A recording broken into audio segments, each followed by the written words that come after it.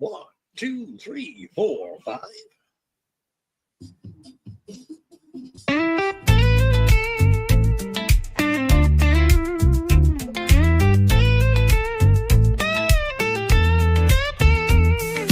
Down where the stones remember names, past silver roots and halls of flame, a door appears where none have tread. It calls the brave, it wakes the dead. When to the depths we go, where secrets sleep and shadows grow. Torch in hand and steel held high, we laugh beneath the doomlit sky. Into the depths, no fear, no rest. The deeper we go, the truer the test.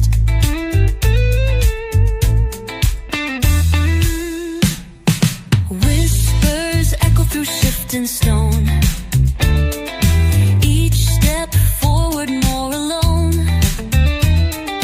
Gold and glory, traps and tombs, we carve our fate in silent rooms. When to the depths we go, where secrets sleep and shadows grow. Torch in hand and steel held high, we laugh beneath the doomlit sky. Into the depths, no map, no guide, just courage, blood, and luck beside.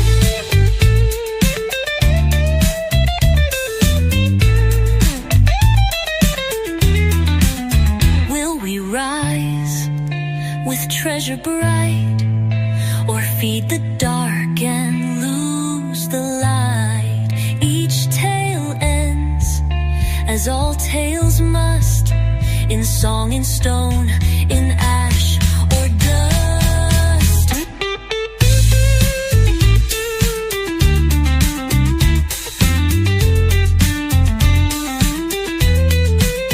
Into the depths we go, where heroes fall and legends grow. Crime gate calls, we heed its breath. One step from life, one step from death. Into the depths our fate is cast. We'll find the truth or breathe our last.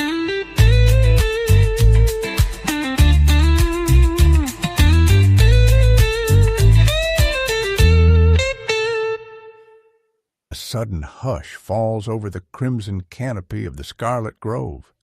The wind stills, the leaves stop rustling, and even your breath feels muffled. Before you, embedded in the vine-wreathed stone of the courtyard, the prime gate shimmers, its form not wholly stone nor spirit, but something between. A single door rises from the ground within the ring of ancient runes. Its hue pulses with otherworldly color, a new shade each time it appears. Today it glows with a deep bruised violet. Then the gate speaks. You stand before the threshold of balance. All things that enter must do so willingly. All who pass within are known to the depths. Some will return with truth. Some will not return at all. This door was not built. It is called by dream, by fear, by desire. You summoned it. If your heart dares what your voice cannot speak, then step forward and descend. The depths await. Hey there, role players, gamers, geeks, freaks, and everyone in between. Welcome back to another broadcast from DeaconsTable. This is, of course, very special. It is the Into the Depths. That is our Saturday night special type of broadcast where what we do, it is a dungeon crawl, room by room, trap by trap, monster by monster. Let's see who survives, who gets the loot, who gets the experience, and moves on. So it's pretty simple. At the end of every episode, we randomly determine which one of the current cast is going to be sitting it out next week and replaced by somebody new. and that's all done at random. So yeah, we have some fun with that as well. So welcome to this wonderful episode. This is a level 2. Finally, it is episode 3, however, and we will see how these guys do. But we're going to go through the list because something has changed. So let's start off with the person right beneath me who was here last session, last room that you are currently having a short rest in.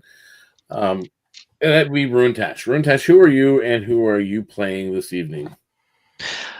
My name's Dave. I'm playing Runetash, a lupus cleric of Kumir, just continuing the dungeon crawl and seeing how far we can go. Excellent, excellent. And the other person that was here last time around was Onyx. Onyx, who are you and who are you playing? You are muted if you're trying to talk. Good God, that's the first time I've done that. Rather you than me. Gee Louise. My name is Garrett. I'm going to be playing Onyx, the Minotaur Grave Cleric. Creepy but friendly. That's all. Now, you two were with 2 other individuals, and you were upstairs. You had just finished that last stream. You discovered this staircase leading down, and like a spiral staircase leading down from Olivia, and decided that the room you were in was the safest one currently to kind of take a short rest in, and then continue your descent into the depths. And as you kind of zone out, it's only like an hour break, but you kind of zone out for a moment and blink. And as you look up, there are 2 different individuals across from you. One, I think some of you may recall because you were in the group before, and that would be the next one up will be Fade. Fade, who are you and who are you playing? You are also muted. Are we back? Are you there?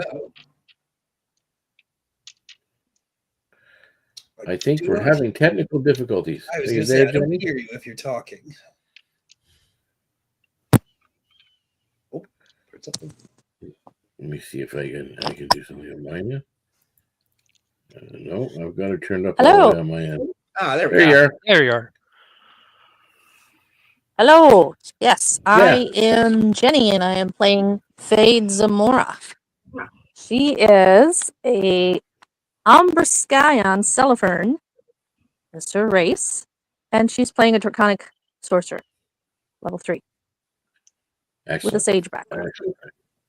And the other that you look across on is Valmil. Valmil, who are you and who are you playing, and what is everybody seeing as they look upon you for the first time?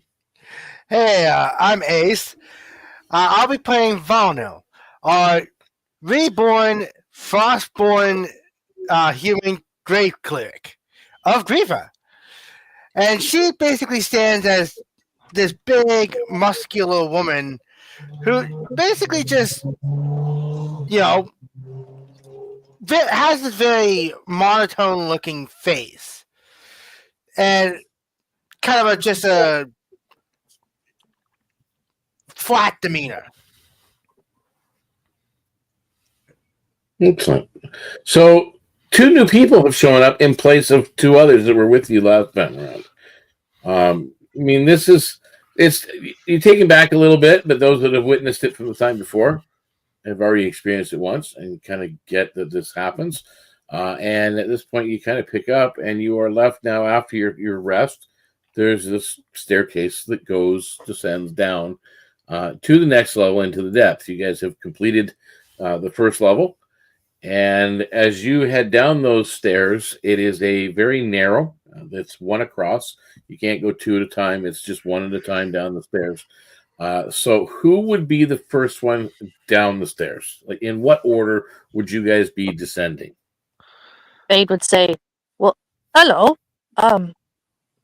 Hi, Runetash. Hello. Yes, I'm back. It's good seeing you again. And you are?" she says to Onyx and Valno. Oh, well, you're not Thorak. which is interesting. Although I did appear here as well, so I suppose that explains things. My name is Onyx. I'm a grave cleric. I send people to the other side. Peacefully, if I can. Oh. Non-peacefully, if I can't. Valno just nods and says, "And I am Valno. I am also a grave cleric of Griva, and my job is to help caretake people to the other side as well." Oh, very interesting. Two of us. Interesting. Valno then turns to Runetash and goes, "It is nice to meet you again, friend." It's nice to meet you again, too. You're not by any chance Yes. a grave cleric too, are you, Rune? No, I'm a Twilight Cleric of Kumir. Ah, that's close enough. You're still a cleric. So- And my race of Celifern, called Umberskyon, is very much, you say, shadowy related too. Interesting how this place has chosen similar themes this time. Bring us all together. So who wants to go first? Valno will open up and say, "I'll go first." I'm better in the back anyways. I'll follow behind Valnil. I'll follow third. I will take up the rear. Okay. And you guys head down to the stairs. So, at the top of the stairs, or as you get down there, Valnil, you emerge from a narrow spiral stone staircase that goes into a small chamber, roughly 15 feet wide and about 10 feet across. The air here is dry, but carries the faintest hint of dust and age. Cracks spiderweb across the stone walls, and patches of dark mildew stain the corners. To your right, a yawning open archway reveals nothing beyond but darkness, cloaked in heavy darkness. To your left is a sturdy stone door standing closed, its surface marred by long forgotten carvings, though no lock is visible on or handle on this side. Valno's actually gonna. She's going to head over to the stone doorway to see if she can identify. She's going to do a religion check to see if she can identify if it's anything cult related or religion related. Am I close enough? Oh, guidance, Valnil. You got this. So you're going to the door? Yes. Basically, Okay. to check and see if it's anything religious based.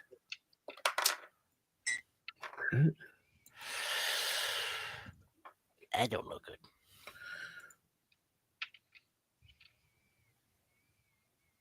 So what'd you roll? That's a total of a 15. Yeah, there's nothing religious about this door or any of the markings. It's just The doorway to the north, is that the same in the previous floor? Is there like a block there, or can we see the room? there seems to be some kind of magical barrier that's blocking your vision. All right. So the last time in the previous floor, rooms were separated. You could not see into them or out of them. Just letting Fade and Valnil know. Interesting. Although you did have the one case where the one guy seen you from the one side. It seems like maybe it's one-sided. Oh no. In some cases. Well, I shall head north and try to peek through quietly. All right. So you are going to head to the north side to go into that opening.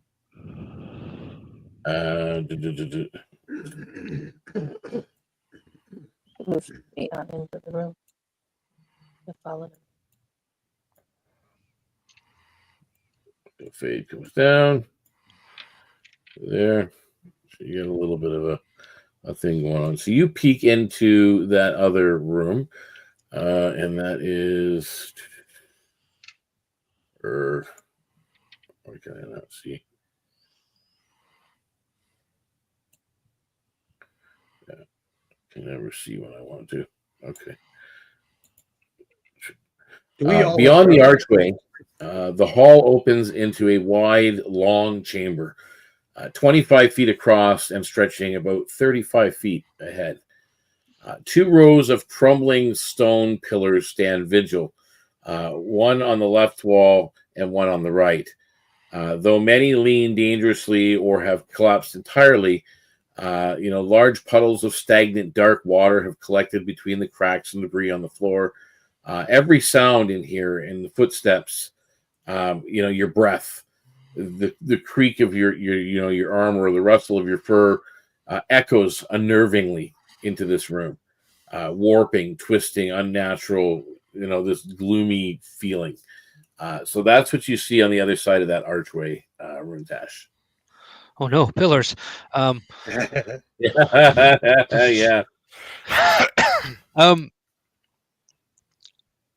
With my dark vision, could I do a perception check to see if I can see anything in there?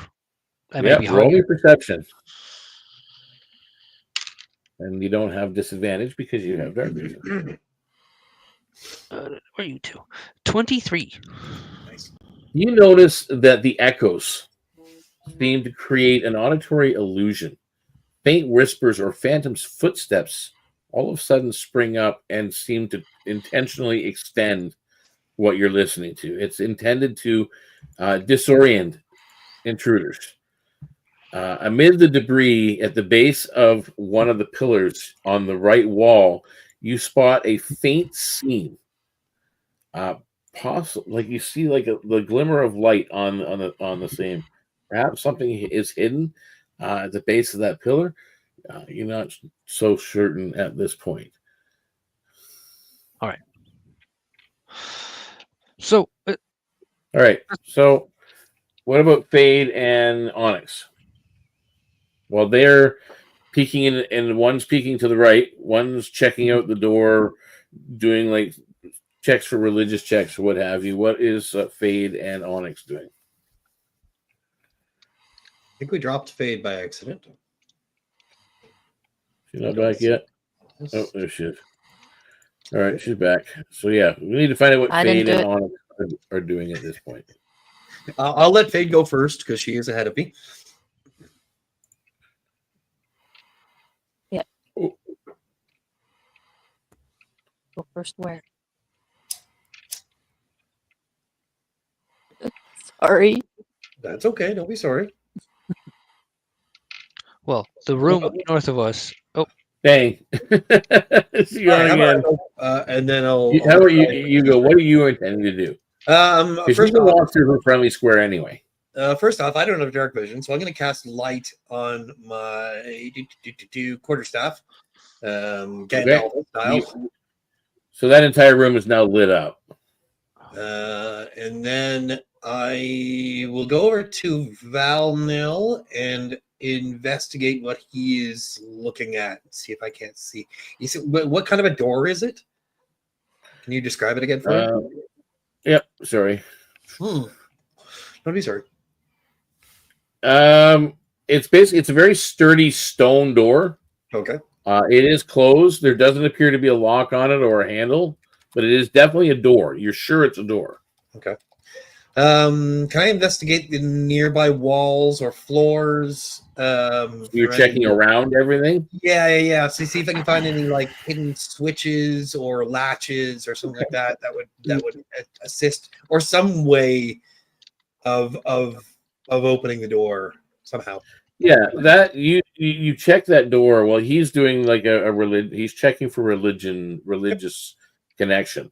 Mm-hmm. You're just checking around the door. You're checking for things that are there. Yeah. So roll me investigation. Sure.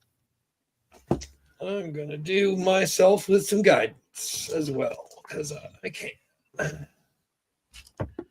Let's see. Come on, roll good. The two grave clerks are checking out the door. Holy shit, that's amazing. Okay, so 19. Said investigation. Yep. 24 with guidance. 24. Excellent. Your inspection reveals that the door to the left, while it's not locked, there is a mechanism that you see that you can. The door will just slide open, but you're noticing there's a mechanism within the framing underneath it. There's a faint seam, and that it seems like it could trigger something if tampered with carelessly. Oh dear. Okay. I'll You point don't at. know exactly what type of trap it is. Yeah, no, that's You have fine. no idea, you know what I mean, or how to remove it, but that's what you just noticed, that there's something there. I will make sure that I point that out to Val Neil just in case. That there is a way to open this door, but it seems like it's trapped. So we want to be careful with this one. That's all. All right. And Fade, what are you doing while this is all going on? Would be just looking around for anything, either any other clues, anything that might have gotten missed. It seems to be that the only thing here, like this is like just an entry point, and there's the darkened room to the right, and then there's this door to the left. So I gotta pull this up too, because this is driving me nuts. All right, so you're just kind of looking around as they're doing all of that, and okay, there we go. So yeah, so Runtash, what do you found what you think that there's something there on one of the pillars on the right, in that room, And you're not sure, you haven't gone in, but that's what you think you see. So what are you doing at this point? Because there you notice behind your shoulder you got Fade is just kind of looking around at the room, and the other two are focused on that other door, the door, and you're there at at this portal. Guys, this room's open. It's dark, and it gives me a very uneasy feeling, like it's supposed to disorient us. What's your door like? Closed, trapped. Yeah. Okay, well, not a good choice for someone, for a group that doesn't have a rogue with them. Yeah, right. Oh, so perhaps we'll head north into this pillar room. That sounds fair. Don't know what's going to happen when we go in, but I'm going to go in. So I enter the room and I head toward the pillar that I've seen with the seam. I will follow Rune closely behind. Valna will do the same. Fade, are you coming Fade along? will bring up the rear. Okay, so Runtash is going into the room. You're heading up to about, I'll go like 10 feet in. you don't see that other thing there, but whatever. I don't know what you're talking about. I don't see anything. Exactly. I don't see anything. That's the problem, is I can't get you guys on the map. Either way, let's get you into the map first, and then I'll figure out how to block you. That's cool. So you're not paying attention to what's there. I see nothing. All right, so who came in behind Runtash? I came in, but I'll move off to the right or left so anybody else can move ahead of me. Okay, so you're just kind of off over there. I'll stay right there. I'll stay right there. Val? Val's actually going to stick around with Fade, because in Val's logic, Fade is going to be the most vulnerable one of the group. Okay. So I just want to make sure I know where everybody's going at this point. So what does that seam look like now that I'm closer on the pillar? Oh dear. Like, does it look like before you get there, you guys are in the room and you've gone in there. I need everybody to make me a wisdom saving throw. Okay. With guidance? Do you have guidance? I will guide Fade. Oh, what does that mean? It means you add a D4 to your wisdom saving throw. That's weird. Okay, so Valno got 15. Okay. 16. 15, okay. I got 17. Hey. 14. Oh. We needed an 18. Needed a what? We needed an 18. Would have been 14, 15, 16 years. Whatever. Never mind. Until your next short rest, Fade, You have disadvantage on all perception and initiative checks. Because I rolled a 14, I have disadvantage. There's something disorientating you in the room. Like everything just seems off. It's almost like sometimes you hear a ringing in your ear, or a humming. Very disorientating as you're moving through. These faint whispers that they talked about, like phantom footsteps, it's like an echo in your head that you hear this as you guys move towards this particular, or as Runetash gets there, and you're at the scene. Need you to make me an investigation check. All right. Investigation.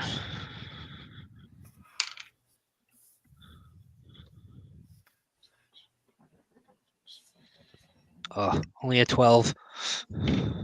Well, you needed a 12. It's not trapped. It's a pretty basic, like, secret door at the bottom of this pillar that a portion of it just slides off to the one side, revealing an entryway. And it doesn't appear to have a lock on it. It does not appear to be trapped or anything like that you can tell. But it looks like it's probably going to be really noisy. Oh. All right. Hey, guys, I found a door, but it's going to create a lot of noise. We opening it? Is noise a problem? Depends on what's Nah. on the other side. That's a good point. I mean, I'm all right with noise.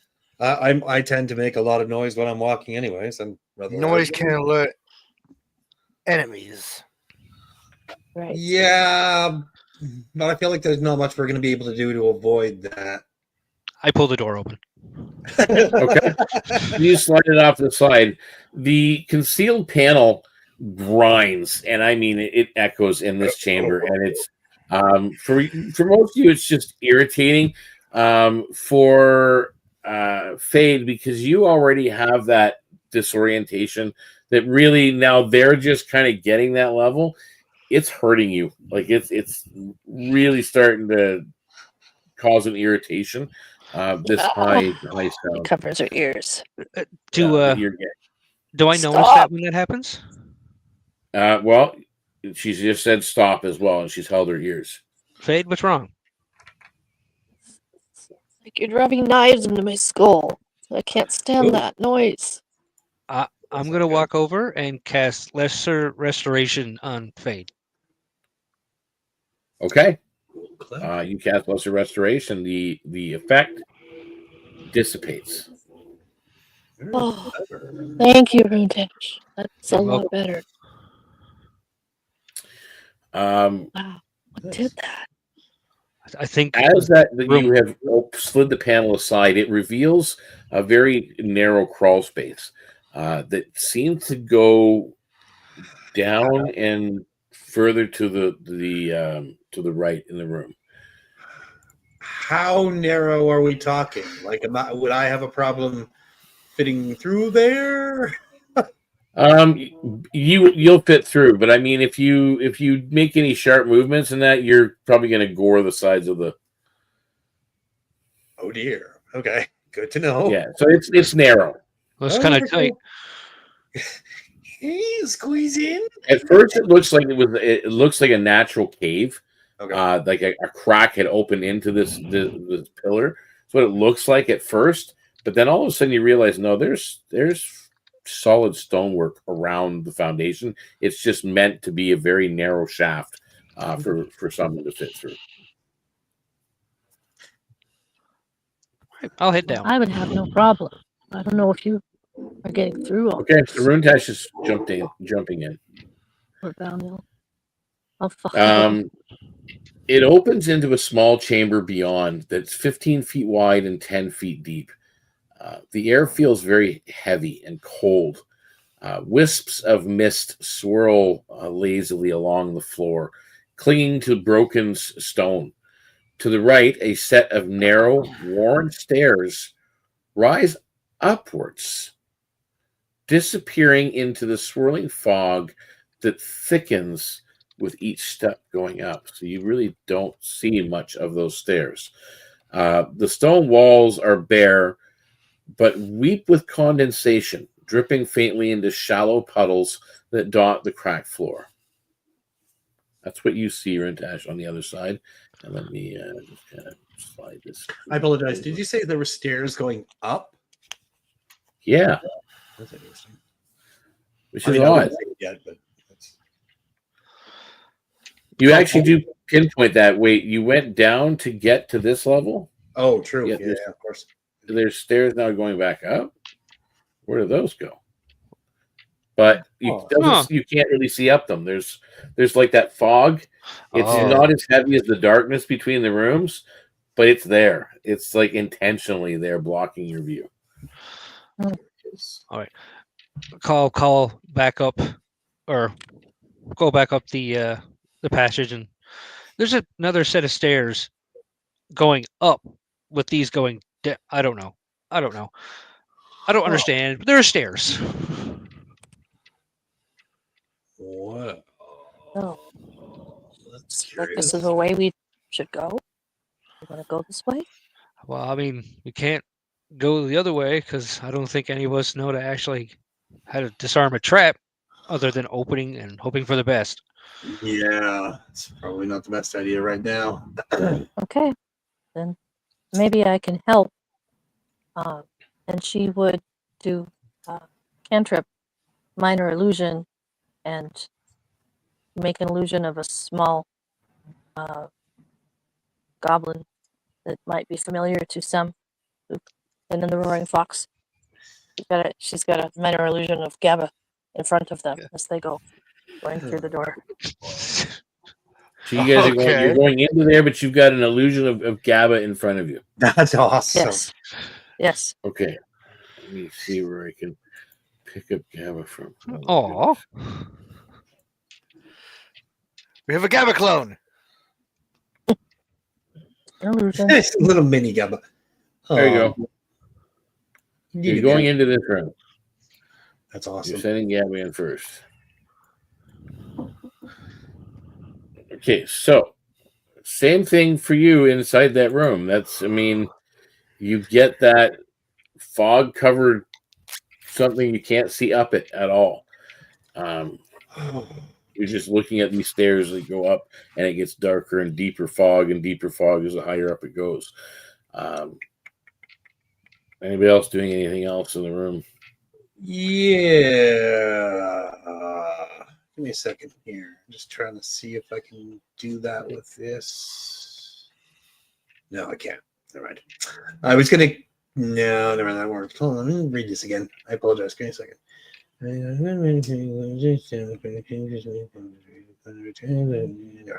Okay. I don't know. Does anybody else have any suggestions? I was going to cast Thaumaturgy, but it doesn't work the way I want it to. So, Vano's actually going to cast False Life on herself to give herself a few extra hit points. All right. I don't know. I mean, hold on a second here. I got an idea.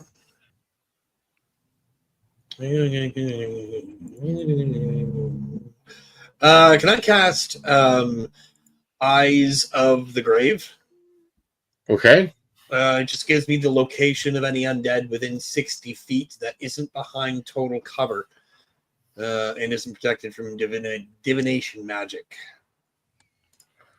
Would that give me any information as to if there are any undead above us? Just checking. I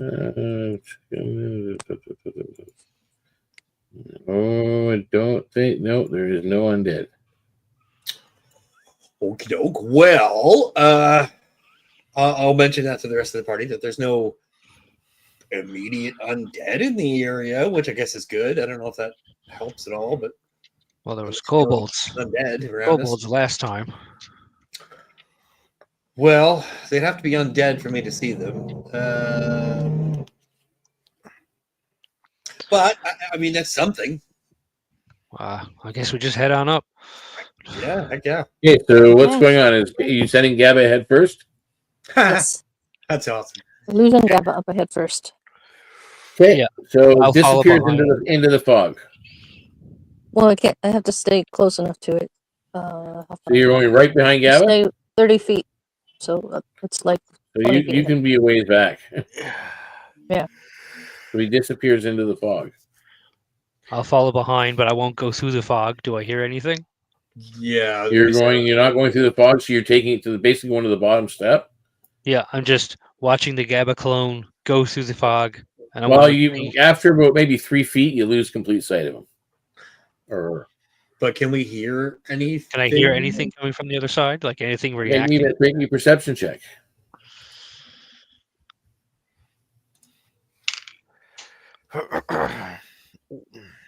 Oh shit! 26. Whoa! You heard the fake GABA, which is I'm hoping that's what you intended to be. Sound and all, footsteps going up the stairs, disappearing into the fog. No more footsteps. Oh, okay. Either your GABA disappeared, or we don't know what's on the other side until we cross. Okay.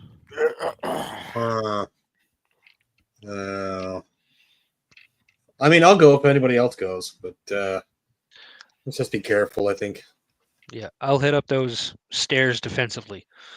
Okay, so Valno follows behind behind the Onyx. stairs. Onyx is going in behind. Valno's falling behind Onyx. Yeah, sure. Okay, Fade, there. So fade you're there. doing basically that row up as you disappear individually to the fog. You are going upstairs, Runtash, for feels like a while. You've gone as far as you can tell. Just from your estimation, you've actually gone up maybe twice as high as you've actually went down into the ground in the first place. So things aren't really lining up for you when you're doing the dimension, and you're losing orientation. And you guys are all starting to feel this as you're going. Are you going upstairs or are you going downstairs? It's just like you're in such a narrow confine and you're making that movement. You're losing track of whether you're actually going down or are you going up. Your legs are getting heavy and tired to begin with. You're not quite sure what's happening. And as you go,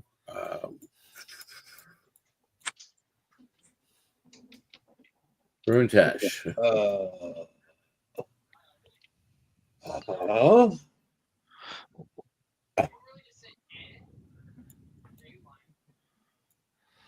Sorcery. Hey. Oh, that's weird. Oh, that's Hey. Something, you hit a spot, and you're remembering as you're going up those stairs, you hit a spot where something just didn't fit right. Everything was fine. You're going upstairs. All of a sudden, it's like, wait, am I going down? Am I going up? Where am I going? Just really confused. And then all of a sudden, you come out here. And the fake GABA is just standing there. oh great. So we have to go through that one door that we can't do anything about. So we didn't try to open this door before. No, No. this door I believe it was Onyx has seen it was trapped. Yeah. Yeah, it seemed like it was Can I trapped. try to mage hand it open? Mhm. Yeah, you could definitely so attempt to do that. Big GABA disappears, and to cast mage hand to go open the door. I'm gonna step towards the back of the room, like almost in the door frame of the other room.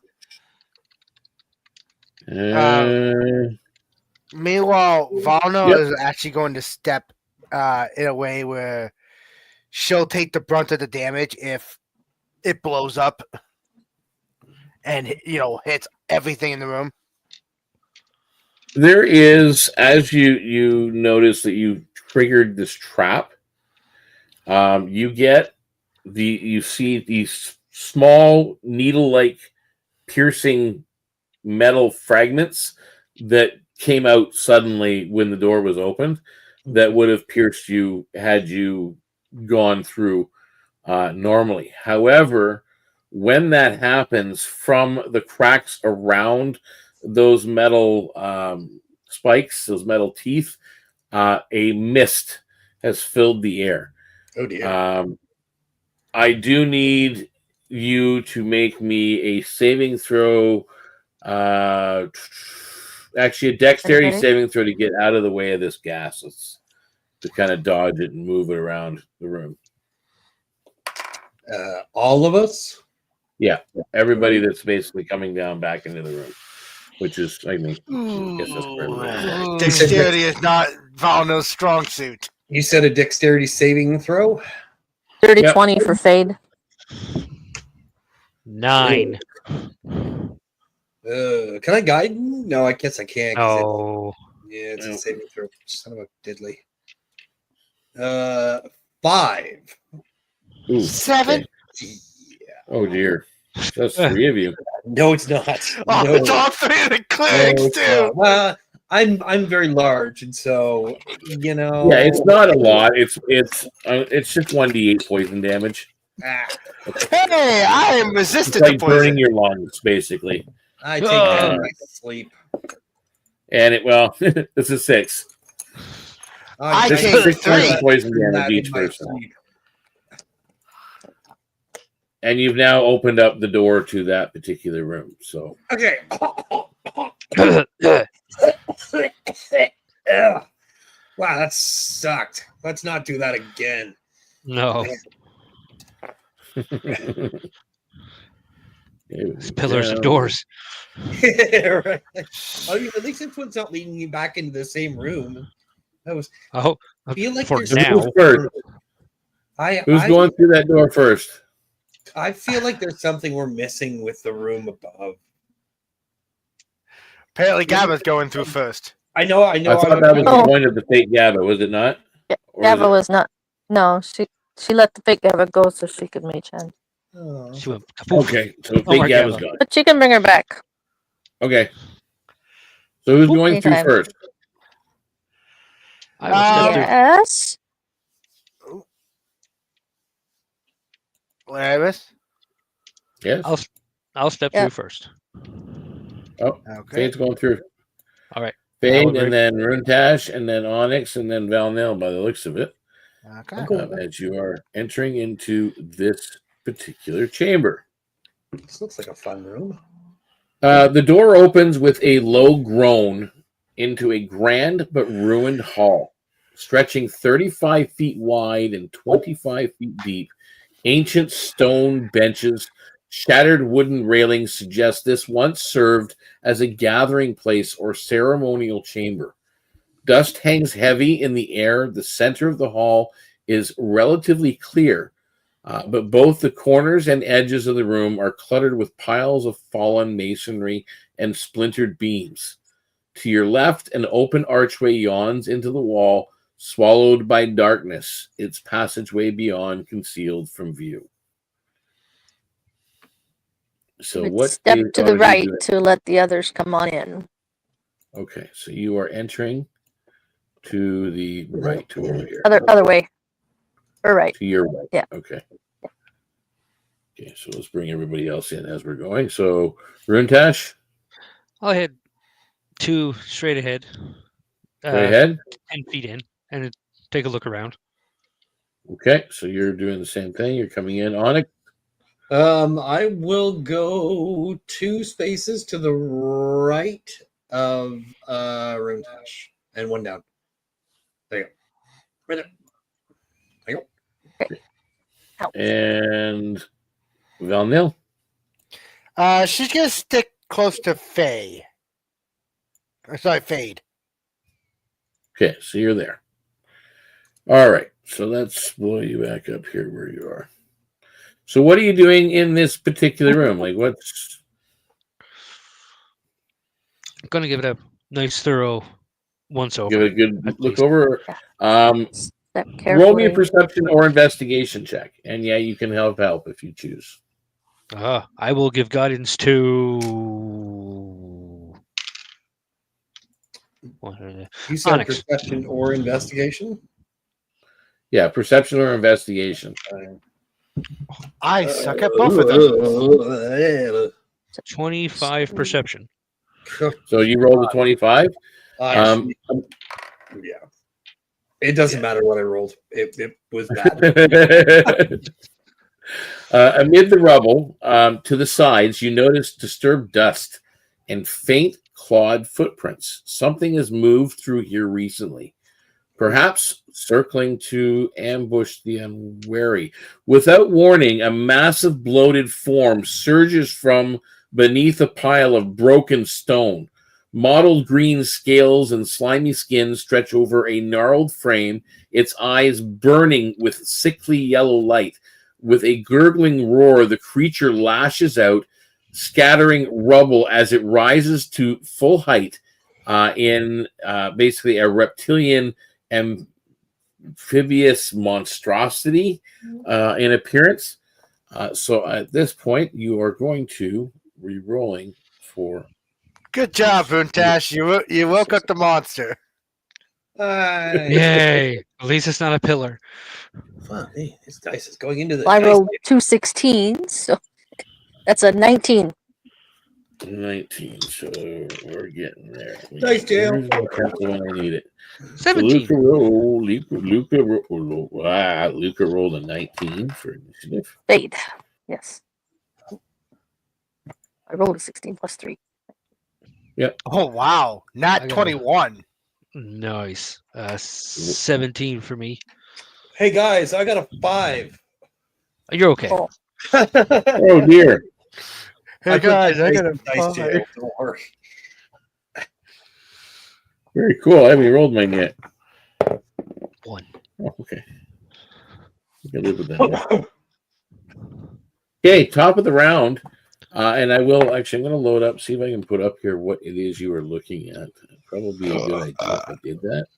Excuse me. Well, I don't think it was that. Where did it go? This thing right here. It's a mount? Sorry. Where did he go? He doesn't look happy. No, he doesn't. He doesn't look happy at all. He was angry. He does look And angry. Bigger than that. He looks very dour indeed. Yeah, well, here he's. There you Oh, go. God. Dear.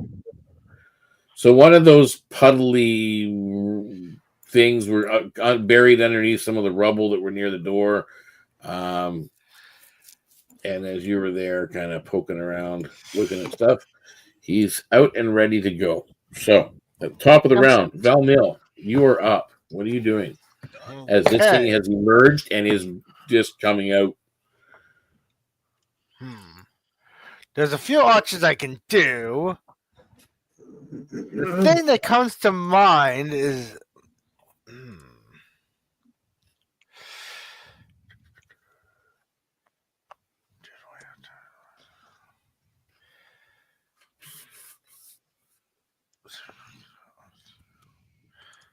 So what happened? What are you doing? What's going on? that's not going to work. So, yeah, I'm just going to head over to the creature and vampire touch it. Okay. So Val Mill, you are going to approach the creature and you are going to touch it. You're going to roll to hit. Ew. Slimy. Because I'm assuming the thing is hostile. Oh, yeah. That would be a 14 to hit.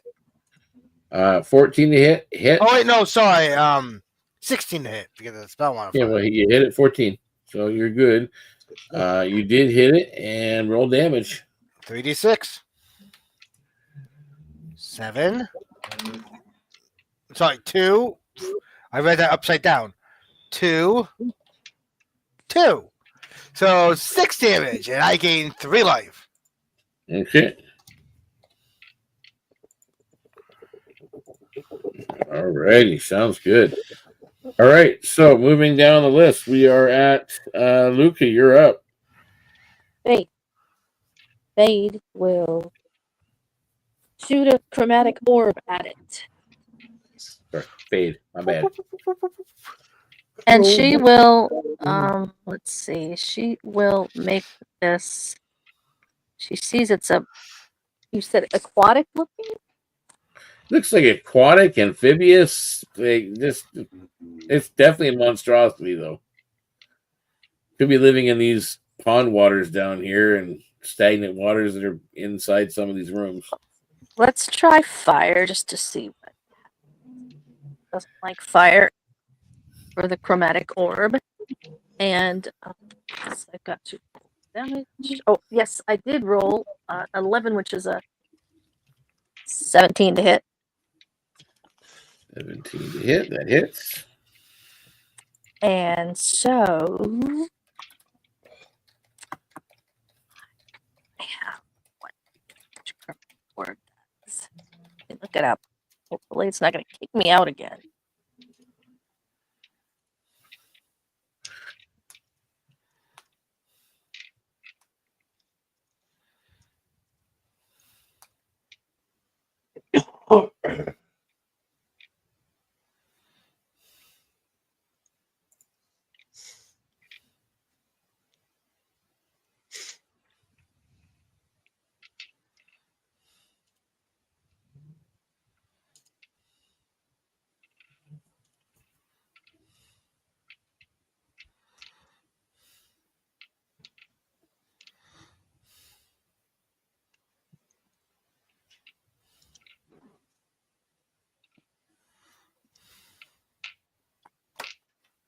You hear me?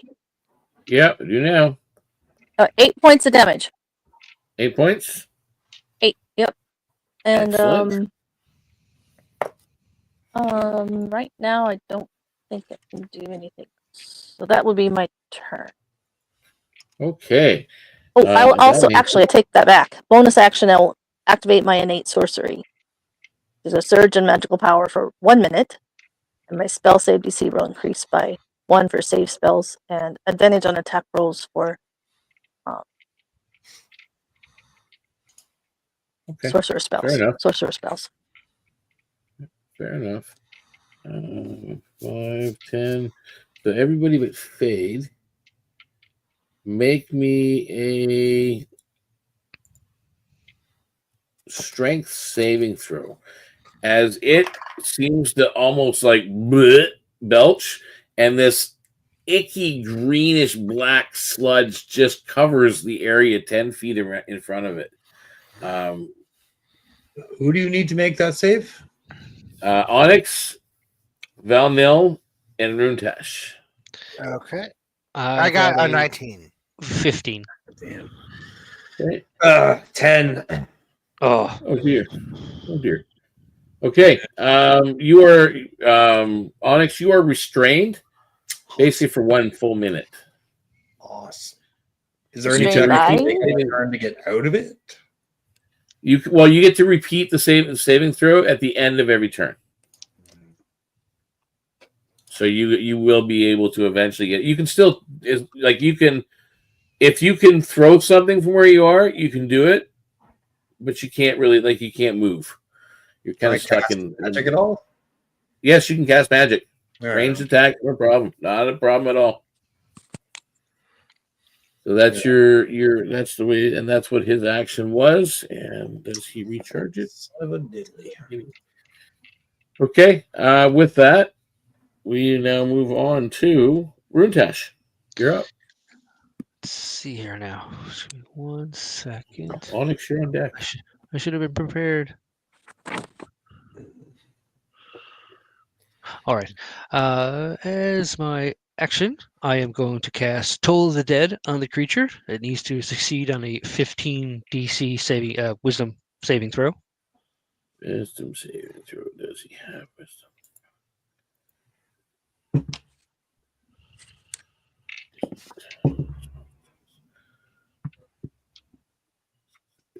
He failed.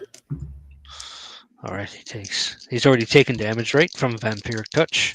Yes. So he Couple takes 1 and a 10, 11 damage. Okay. And as a bonus action, I will cast Spiritual Weapon. Okay. So your spiritual weapon is floating up in the air. Are you managing to attack in the same round? Yes, I suppose to turn. Yes. Yes. Yep. Yeah. Go ahead. Dirty 20 to hit. That hits. 1d8. And that's 13 damage from the big twilight-colored flail in the sky. Nice. And that's my turn.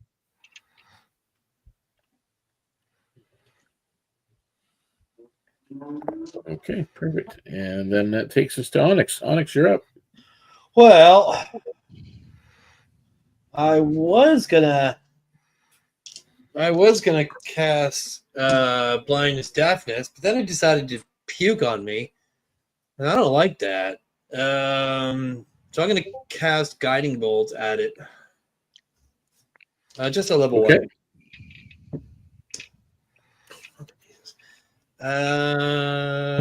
Let's see here. Does that's better. 22 hit? Yes, it does. Screw you, you bastard. Oh god. So 10, 14, 16 radiant damage. And the next attack roll has advantage. Okay. So he is almost bloodied. Like he's getting there. Like he's taking a little bit of a beating here. And that was Onyx. So top of the round, Valnil, you're up. Valnil is actually going to follow up by tolling the dead again. Oh, this is the top of the round, by the way. So Onyx, you can roll strength. I was going to say, yeah. Can I make my dexterity? Oh god, let me cocked. Nope, I didn't make it. Okay, so you're still. I'm telling you, you don't even need to know. So Val, what's going on? I'm tolling the dead on him. Okay, so I have to roll what? A wisdom saving throw. And that's a 12. DC 14. All right, so he fails. All right, 2d12. 8. 12. 12 damage. So 12 points of damage? Yep, I got 8 and a 4. He's definitely bloodied now. Dong. All right, so Val, that's the end of your turn? I'm going to use my bonus action to keep the vampire touch up, just in case he hits me. All right, no problem. Fade, you're up. Okay. Try. Let me see.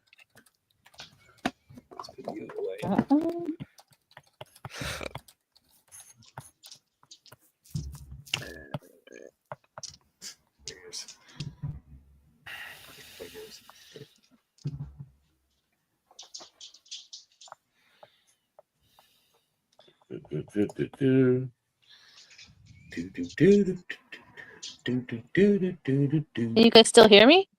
Oh yeah. Yeah, you get very quiet. I don't know if you're actually still talking there, but you get very, very quiet. Very quiet. Much like a wolf. What? I'm gonna do a Sorcerer's Burst. Okay. Thanks. Okay.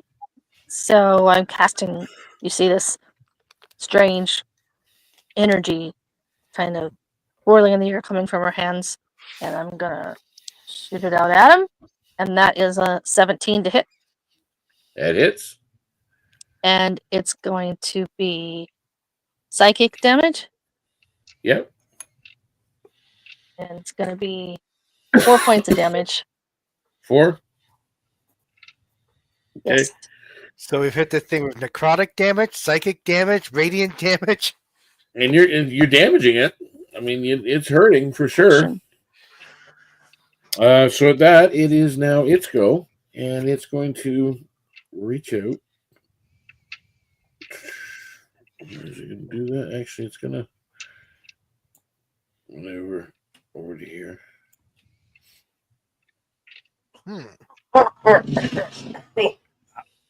It is going to do that as it makes these 2 mucky arm appendages as it rolls up, lash out, and they become almost like a tentacle as they reach out towards you. No touchy. 14 plus 6. Oh no, it's as bad as Oswald. On Runetash. Sorry, what was that? 20 to hit. 20 does hit. Right. It's 2d8. So that's 8. 12 points of bludgeoning damage. Oh. Ouch. And are you? Yeah, you're medium sized, so you also need to make a strength saving throw.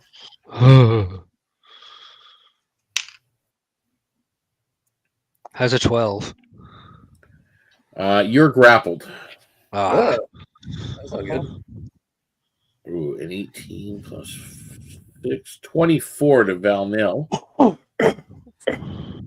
24 damage? No, 24 to hit. Oh, that hits, yes. 5 plus 4. 9 points of bludgeoning damage. Okay. And a strength saving throw. Strength saving throw? Okay. Give me Yep. a second to do that. That would be a 14. You actually break free. Barely. You get out of its grasp. Valdo is strong. And that would be the end of my turn, and that takes us to Runetash. Onyx, you're on deck. All right. Okay. I'm grappled. That doesn't prevent me from casting spells. No. But it gives me disadvantage on attacks. Yeah, it's a disadvantage on everything else. Yeah. All right. I will. If it's concentration based, I'll say no. Absolutely not. All right. Well, I will cast Toll of the Dead again. 15 wisdom saving throw. Failed. 16 points of damage from the bell. Nice. And I will attack with my spiritual weapon as my bonus action. No, you don't. Oh no! It Oh, collapses to the ground. Got it. Well, you told its death. Oh. Yes, it kind of. Yeah. It kind of collapses into the muck and the debris that's around that corner. Okay. And once it falls, you guys kind of look around where it had come out of the ground, out of this little. Looks like there's like a pocket divot underneath. You actually uncover a bundle of like a small pouch of ancient coins amidst the debris. They are there's about 100 gold pieces. Oh, split that evenly. 25 for each of us. Yeah, there's nothing. I mean, there's no curses to it, so some of you might be wondering whether they're gonna pull that stunt on you. No, there's already cursed coins going around in the world. We'll figure that out later. Valdo's partly responsible for that, although she didn't actually do it. It was the rogues. Yeah. She didn't stop them. Welcome back, Fade. Welcome Thank back. you. I don't know why it kicks me out Result of North sometimes. syndrome. So everybody just got 25 gold pieces. Okay. How much did And we now get? you are currently in. Well, you guys can see the room that you're currently in. How much did we get on the first level? Because I thought I had picked up some coins on the first level. You may have. I mean, I don't know who kept track of it. Yeah, I don't remember either. I think Dag did, but I'll talk to her later. Yeah, she probably has it somewhere, but she'll post it it's in the fine. channel. But yeah, there's a fair bit in there. I think you guys got a little bit on the top, first level. All right. So what are you guys doing at this point? Looking around that room more. That's you pretty well uncovered everything you can uncover Okay. in this room.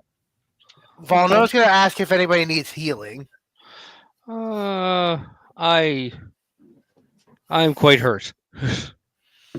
Well, I'm down 8. Oh, 8. baby. Can I get everyone to come within 10 feet of me? Or is everyone within 10 feet of me? Yeah, pretty much. Yeah. Very cool. I'm going to use the shiny heart. And essentially it is a I believe you said it's like a little like a crystal heart, I believe. Yep.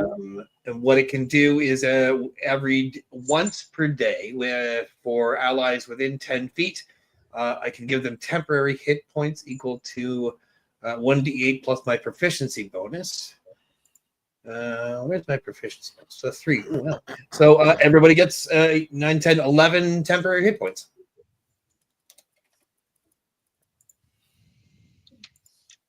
Hopefully that helps a little bit. Nice. Yeah, I forgot that I had it. I was just going through my inventory to see if I had those crazy. Well, I was wondering last time you're playing. I'm just kind of like I watch. Yeah. I'm not going to give away any hints. I'm not going to make things easier for you. No. That's totally fair. Dag wrote it all down in Saturday chat. So, anyways, I know it was written somewhere. I just didn't remember where everything was. So. Meanwhile, Volno is going to try to use Cure Wounds on Runetash. Nice. Okay. Okay, let me just find. Ooh. I'm going to cast it as a 2nd level. Ooh. Yeah, I'm running low on spell slots. So I now need to roll 4d8 plus 3. Give me a second to roll the d8s.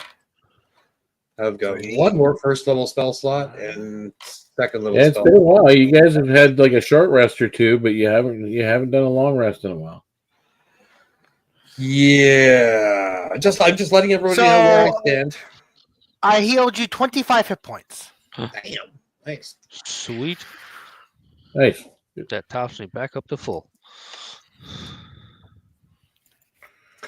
Can I kind of take a look around the room and see if I can find anything interesting? I said that already. You join Fade in kind of kicking over some stones and looking underneath some boards and debris. You really don't find anything else of value. That's fair. Just figured I'd look. I mean, you're near the arch, around the archway, you kind of look through, and it's just that normal black magical. Sure. I didn't realize you were looking already, Luca. I'm sorry. Yeah, well, I guess they had already looked when I said the same thing too. So. Okay. Yeah, it's really. I mean, the only thing that was really in here was that thing that was hidden underneath the. Okay. Cool. The gold. So, if we want, we could take an 8-hour rest. I have Lehman's tiny hut. I can ritually cast that, and we can have a full long rest if we like. Before we continue any further. You two. I don't know how long it's been since you rested, but we just got here, so. I am up to you two. Exhausted. I am so tired right now. I haven't slept in I don't know how long. I won't lie. It would be beneficial. Okay. I'm missing a few spell slots, and I feel like we're going to need all of our power if we're going to move any forward. Right. Okay. So you guys take a long rest. Okay. While we're taking a long rest, Volno is going to use as a ritual gentle riposte on the monster. All right, that's fair. So just in case someone wants to try to bring that thing to undeath. Hey, that's very smart, actually. Okay. Oh, that means our temporary hit points are gone. Does it? Because it's once per day. Oh. So I don't know if it would. I'll leave it up to the DM, but what? It hasn't been a day. It hasn't been 24 hours. All right. Okay, yeah. So I was saying, I'm not going to be that rigid with the.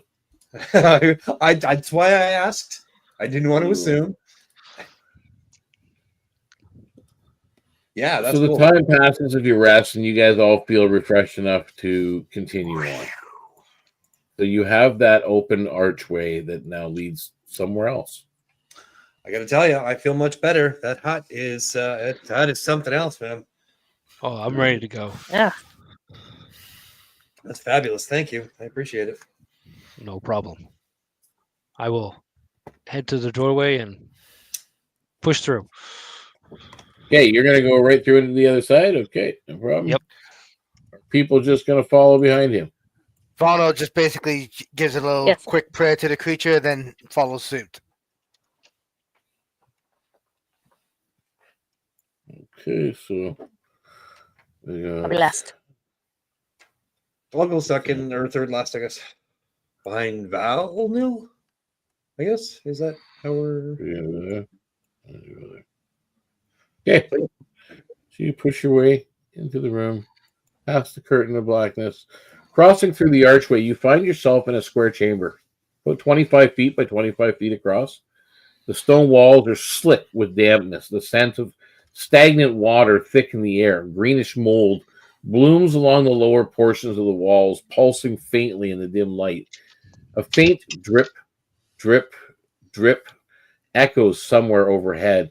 Across the room, on the right-hand wall, near the far corner, stands a set of large, ancient double doors made of swollen, corroded wood banded with rusted iron.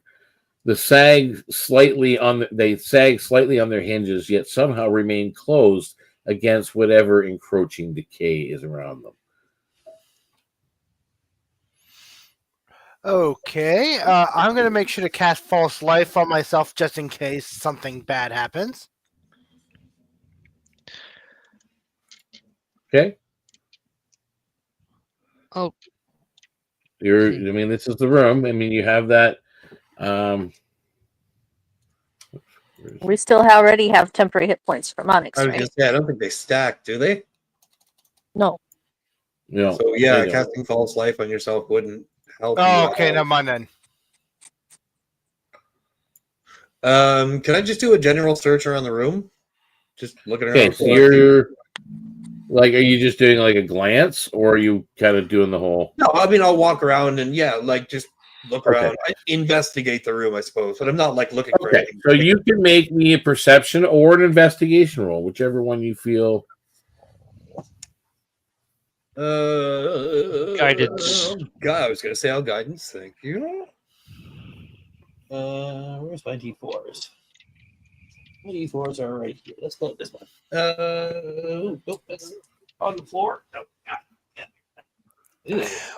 On there. On my dice. What the hell is this? Ew, there's like green stuff on my dice. Anyways, sorry. Perception. 17, 18, 19, 20, 21.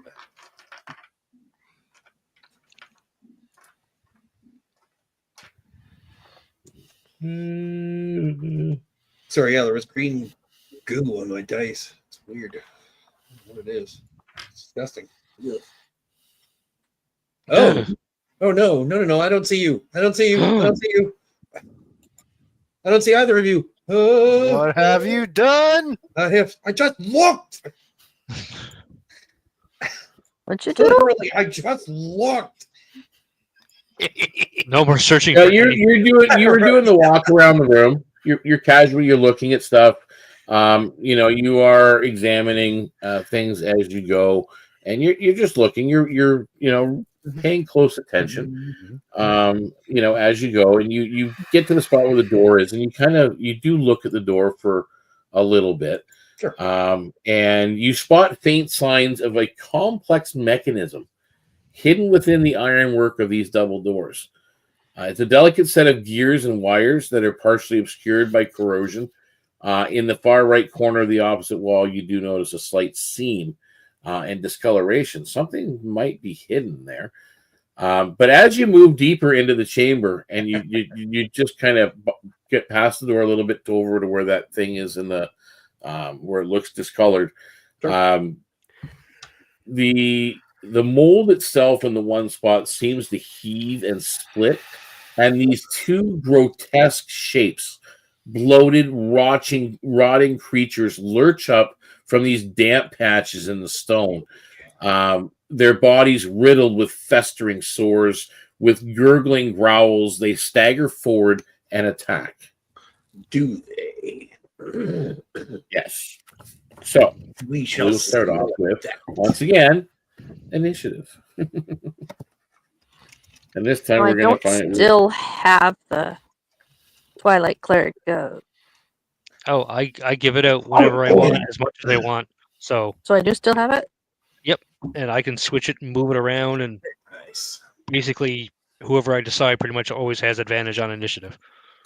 All right, 16 so- for Fade. For Fade, 16. Sorry.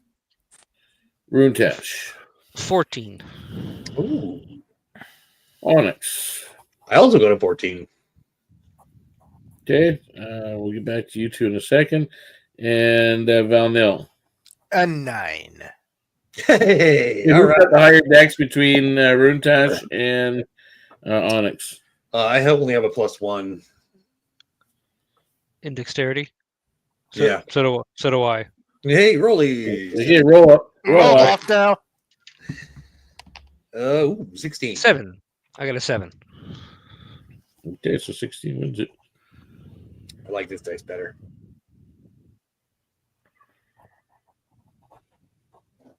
This is my favorite dice. Always rolls well.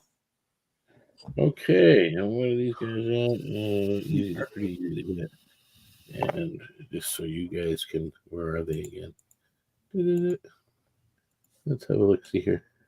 Oh, why? They're just like mucky abominations of crap, like whatever coming out of the mold and fungus, and yeah.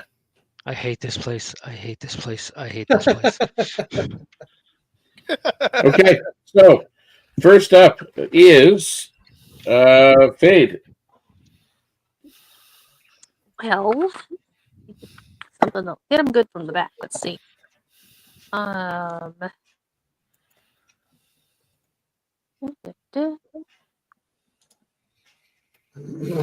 gonna try the chromatic orb again. Okay, so you put together your magic and you focus it out. Focus it out, and I will try it as lightning this time. See how that does. Okay. And I'm shooting at the one that's straight across from Ritesh, the upper. Okay. 24 to hit. It's Okay. What?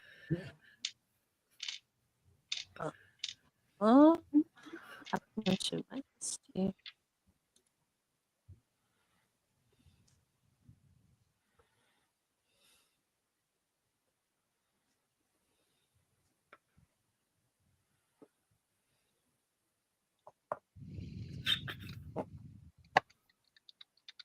we lose again. I think we did. I think she kind of like flips out and then comes back. Yeah, I think she's I'm gone. still here. I still hear you. Do you hear me now? Yeah, I can still No, hear there you. you go. back. Yeah. Okay, I said 16 points of damage. Holy 16 cow. points. Nice. Youch. And for now, that's enough. That's it? Yeah. Okay.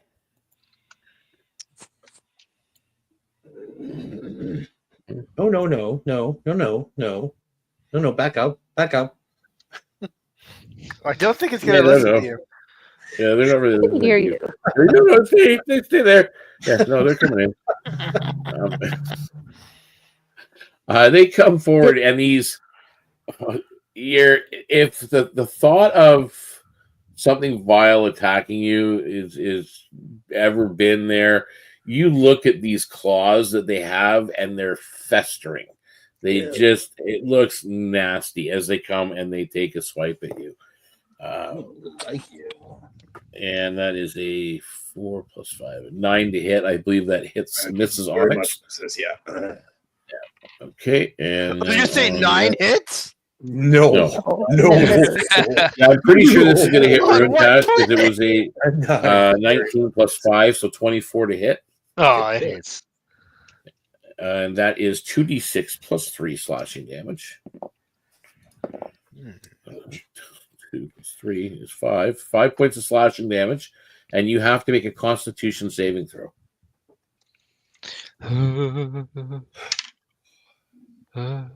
I really hope these are. How's a 14? Okay. It burned when it hit. It like really burned. It still itches a little bit on your skin. And that would be the end of their round. So with that, we move to He doesn't Onyx, take any you're more next. damage. It just burns. Yep. He's made the saving throw. I am gonna attempt something based on the description that you gave. I'm guessing here, but hopefully I'm right. We'll see. Either it'll work or it won't. Can I get them to make a DC 15 Wisdom saving throw as I present my holy symbol and use Channel Divinity to hopefully destroy undead?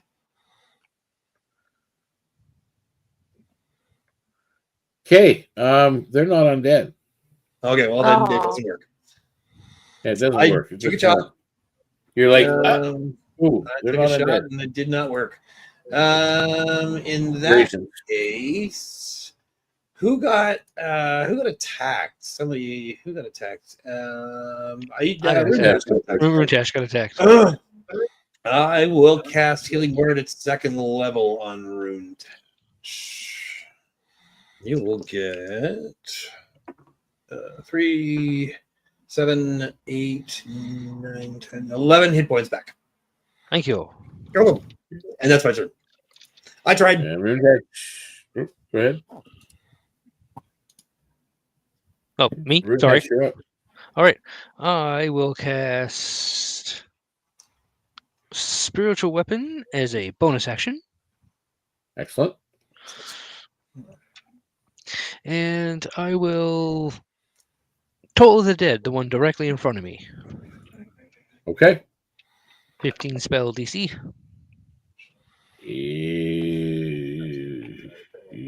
Where is this? And failed. All right. And this hasn't been damaged yet, right? The one in front of you now has not been damaged yet. All right. So 2d8. 9 points of damage from the bell. Oh, and my weapon gets to attack. Does a 15 hit? Yes. Ooh. 1d8. And that's 10 damage from the spiritual flail. Okay. Excellent. And that is the end of Rune Tash's turn. We're on to Valmil. Okay. She's gonna actually follow suit with Rune Tash and toll the bell on that creature again. Okay. Failed save. Okay, 2d12. Give me a second to find it. There's a d12. That's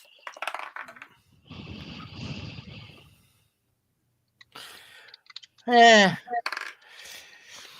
8 damage.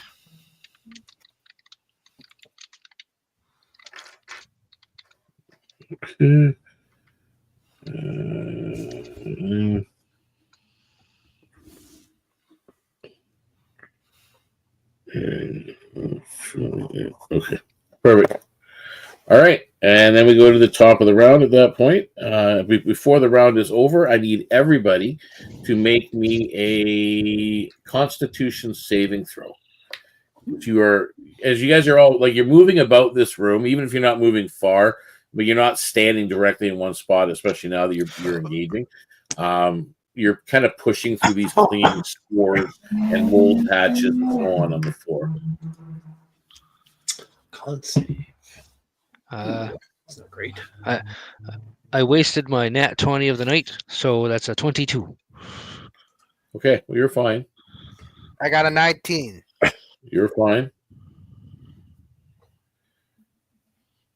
Luca?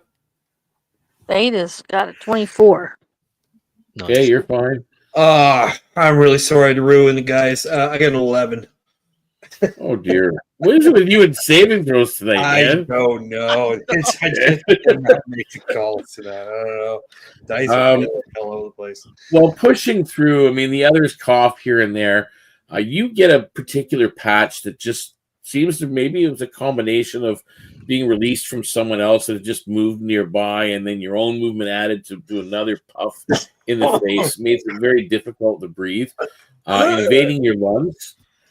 And you take, oh dear, 7 points of poison damage. Yeah. And you get disadvantage on all dexterity and strength checks for 1 hour. Well, I'm not terribly dexterous or strong, so I'll take it. I could have been worse. That definitely could have been worse. And with that, it's at the top of the round now. We now definitely go to Fade. What are you doing? Did they seem to take the lightning damage Yep. like normal? Yep. Okay, I think she's just going to try that again.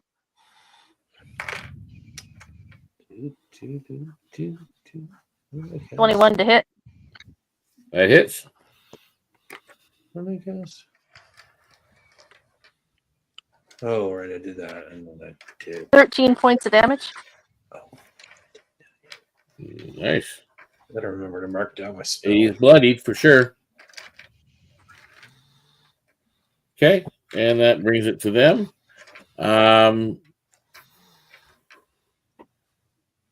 Runetash, you were grappled, correct? Oh, I was? Yeah, he grappled you last round. Oh, okay. Pretty Oh, sure. yeah. No, sorry, yeah, no, he poisoned you. Never mind. I don't know. Never mind. Yeah, never mind. Wrong one. I'm thinking different creature. Okay. We're good. I was going to say, I thought there was a last monster that did that. Yeah, my bad. I'm just kind of like just dazed there for a second. Whoops. I'm gonna combine the two creatures. So the one in front of you is going to take a swipe at you. For 13 plus 18 to hit. 18 does not hit. Ooh. Weird. He misses. Very nice. And Onyx, you got one on you, and that is a 16 to hit. 16 does not hit. So each one of them misses you guys. At that point, it is Runetash. Or no, wait, Onyx, you're up. Okay. I'm going to reach out with my large Minotaur hand and kind of place it against its face and say, I have sent many like you to the other side. I see no different in your case. And I'm going to cast Inflict Wounds. Okay. Nice. Oh, God. Natural 1. Oops. There's just nobody And around. then he just kind of stepped away. Like, yeah, it's not happening. No. Don't touch me. Is that your damage? No touchy. No, No touch zone. Or you missed? Yeah, I certainly did. Oh, Give me a second to see if I can do anything in bonus action. I can't. Nothing I want to do, anyways. Yeah, that's my turn. Wow. Sorry, guys, I'm useless tonight. Okay. Everyone. Sorry. Jeez. Then next up is Runetash. All right. I will make my spiritual flail attack the creature in front of me. Does a 12 hit? That's crazy. Yes, actually it does. Oh, yay, sweet. All right. 12 points of damage. Nice. It's still going? Oh, yeah. All right. I grab a hold of my holy symbol of Kumir and toll the dead. Set that dead bell off. Wisdom 15. Failed. All right. Barely this time. Oh, only 5 points of damage from the bell. He's looking bloodied. They're both looking bloodied at this point. That's a shame. Dice users let me down. And that takes us to Val. You're up. Again, following suit and hitting the same target, trying to get one of them off. What is that? Yep. That's interesting looking. What'd you roll? It's total dead. You roll. Oh, waiting for me. Right. It failed. Now I roll. Actually, I'm going to make the savings for guys. Eventually. I feel you. Oh, a 12 and an 11. That's 23. 23 damage. Yeah, That's actually. I hit that bell hard this time. Clang. He's down. Yay! You guys did great. So top of the round. Once again, everybody make that straight or that Constitution saving throw. Is it against poison? Let's try this Oh. dice. I believe it is actually. That's much better. Dirty 20 for me. Yeah, it is poison. Oh, my serpent's coil from our last adventure gives me advantage. Yeah, there you go. Oh, thank you. 19. Dirty All right. 20 for us. All And right. I got a 17. All right. Fade. 19. All right. So you guys all succeeded without choking on any more of these spores as you're kind of moving, trying to deal with this room. Okay, and that takes us to the very top. Fade, you're up. All right. There's one left She's in front of going her. to.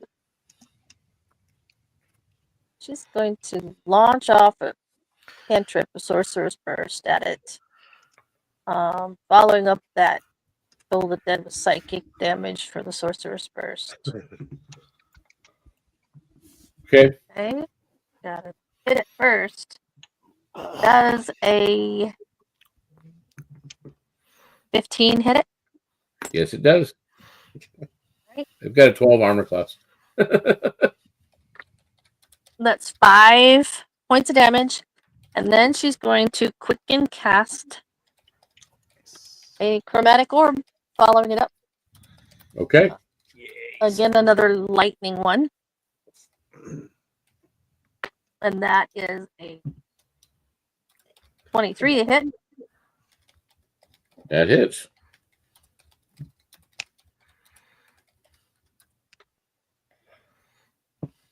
Mm-hmm. 13 points of damage. 13 points. Okay. And that's her turn.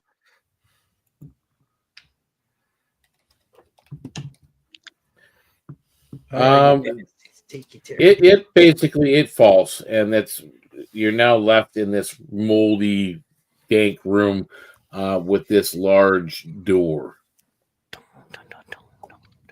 And of course, you don't know what's in the rest of the room. You really haven't had a chance to properly search it.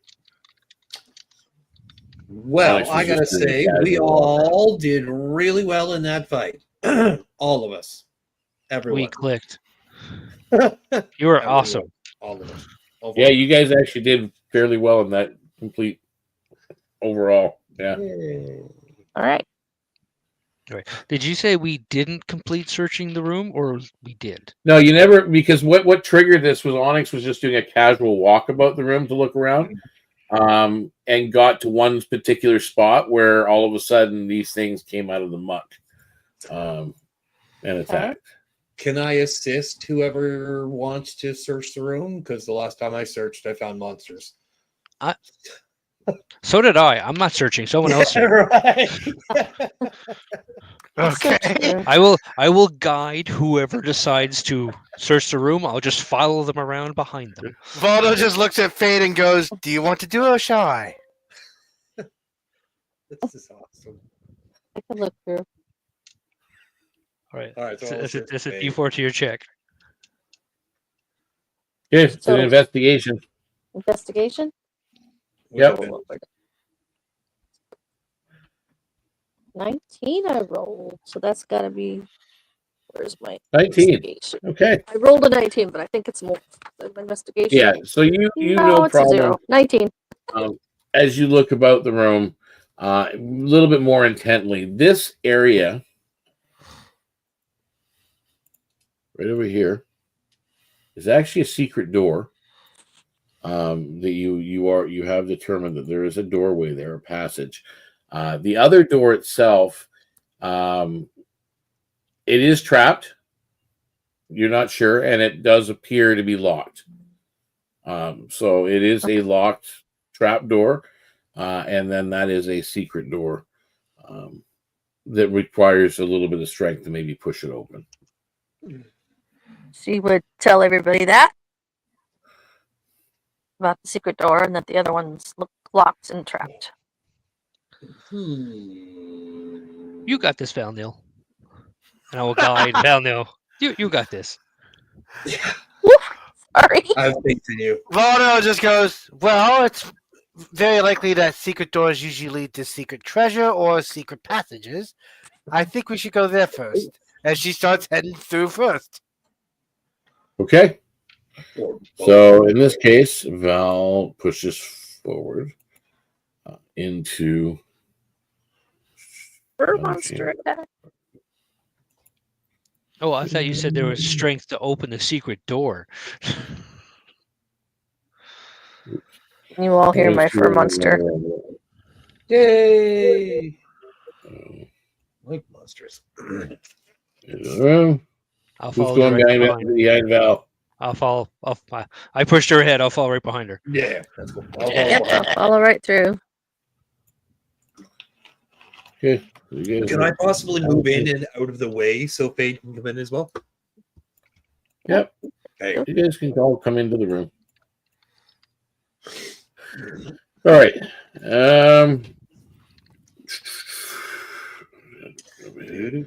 You squeeze through this secret passage as you push the stone forward to get through. You emerge into a broader space, an ancient storage vault now succumbing to ruin. The chamber stretches about 25 feet wide and 20 feet across. Debris and broken shelving litter the area, and the ceiling bows precariously overhead. To the left-hand side, though, several splintered crates lie haphazardly amid the rubble, while the far upper left-hand corner has completely collapsed, revealing an irregular cavern passage, darkened passage into a natural cavernscape beyond. Ooh. Does it have that fog in between? Or because where you said it opened Nope. up? Oh, so we can see into this cavern. Yep, you can sort of see into the cavern to, oops, where'd it go? By the way, Fade would have asked Runetash whatever became of those kobolds that they encountered the first time they were down here when she was with them. They're dead. They But- came back and attacked. They attacked us. We attacked them. But there are little ones that were left over that we that left freely and happily. Okay. You said the roof of this room was precarious. I'll take a closer look. Is it like dangerous? Is it like looking at Mayfall? You're taking a closer look. Roll me a dexterity saving throw. Oh dear. Well, shit. Oh. 8. Especially at the ceiling, as you're kind of, you're moving over to one spot trying to look. You kind of step on some loose shale here, and it triggers some rocks falling over there. And next thing you know, you feel some dust from above as a section of the ceiling, not a big section, but big enough, large chunks of rock fall down, targeting you for 2, 5, 11 points of bludgeoning damage. Oh. There goes my And it's kind of knocked you prone, and it's kind of on, like the rocks are kind of on top of you. You'd have to get them off. Ow. I need a strength check to get the rocks off you. Can Volno try to get the rocks off? I got a 19. You get the rocks off yourself. I hate this place. I hate this place. I hate this place. Pillars, Pillars, doors. Volno is actually going to lean down and cast Cure Wounds on you again. Thank you. So okay. Did it Gonna cast it. Did it like crumble just because he walked up there, or was it like? It seemed to be like he stepped on some loose rock, and that triggered some other loose rock, and it rocks ahead, and it kind of a piece of shale or rock slid down a hill with a clatter, and with that, some dust from the roof above. Just seemed to the sound, the vibration triggered this loose spot in the ceiling. Okay, so we just have to be careful when we're walking up. Essentially, is what you're saying. Yes. Okay, cool. Basically, treat this room as difficult terrain. You're at half movement. You received 18 hit points. Huzzah! Yes, you can search the room if you like, other than going into the cavern. I mean, you can look through the. This place is out to kill me. I'm going to hang up on the wall and just watch them search and just wait until we decide to go into the cavern. Looking at the top of like where it kind of flattens out into a path, does it seem like there's something that I could hook a grappling hook onto? In the cavern side? Yeah. Like if I were to toss it up, just so that we don't like get halfway up and then fall. Yeah, well, you're literally just opening into a cave, like a flat bottom cave. Yeah. Yeah, there's no. We just there's no incline. Yeah, you're not climbing anything. I'm sorry. I thought it was. There's some rubble there. That's why I left the hashtags in there. Okay. When we joined together, just because. For some reason. Yeah, it's like a flat cavern surface. We'll not do that then. Yeah. I'll try to carefully make my way across. So you're entering into the cavern side? If that's okay. Okay. Yep, of course it is. You can do what you want. Fade, what were you doing now that you're back? I would follow carefully behind them. So you're going to ignore this room as well and move forward? Okay. It's still dark in here, right? I've got my... no one lit any torches. I've got my thing lit. I can give us all dark vision for an hour. There is light. I forgot your staff has got light spell on it. Yeah, my quarterstaff has got light on it. All right. So Onyx has light in the front. Okay. But Fate doesn't need it. I think it shines on like a 30-foot thing. Was everybody else moving into the cavern as well? Yes. Yes. I am. Yeah, so it's a 20-foot radius of light around me, which is pretty big. You step through the broken wall into a wide natural cavern. The space is roughly 30 feet at its widest point and about 20 feet deep. The uneven floor is slick with dampness, and the stone ceiling looms unevenly above. Thin mist clings close to the floor, curling around loose rocks and small puddles of stagnant water. To the far left side of the cavern, a dark, deep-looking puddle glistens in the dim light. On the far wall, a rough, natural archway frames a set of uneven stone steps, winding downward into deeper darkness. What are you doing? I don't like that puddle. No, Does that puddle look like a puddle, or does it look like an unnatural kind of deal? And it's not unnatural. It looks like it's part of the... Okay, cool. There's like a deep mini pond puddle in that corner. I'm there's like water everywhere, though. You know. I'm suspicious of everything. Yes. Yep. Anything down here could be anything. Mhm. That guitar. The stairs. Is that Yes, seriously. is there any fog for the stairs, or is it just like It's like you can go down to whatever's down, like a landing down below. I'm wondering if this is a part of this place. Because nothing is being cut off like the other rooms were. Oh, there's been a few of those dark patches you've had to look through, but there's other areas here now that are opened. Yeah, I don't know. It does. I mean, it's obviously different. Like it's not the square rooms that we've been used to. So it's possible that it could be an extra place, if that makes sense. As we're It looks like the wall, like there was a wall here to form the room that you just left, which was a storage vault.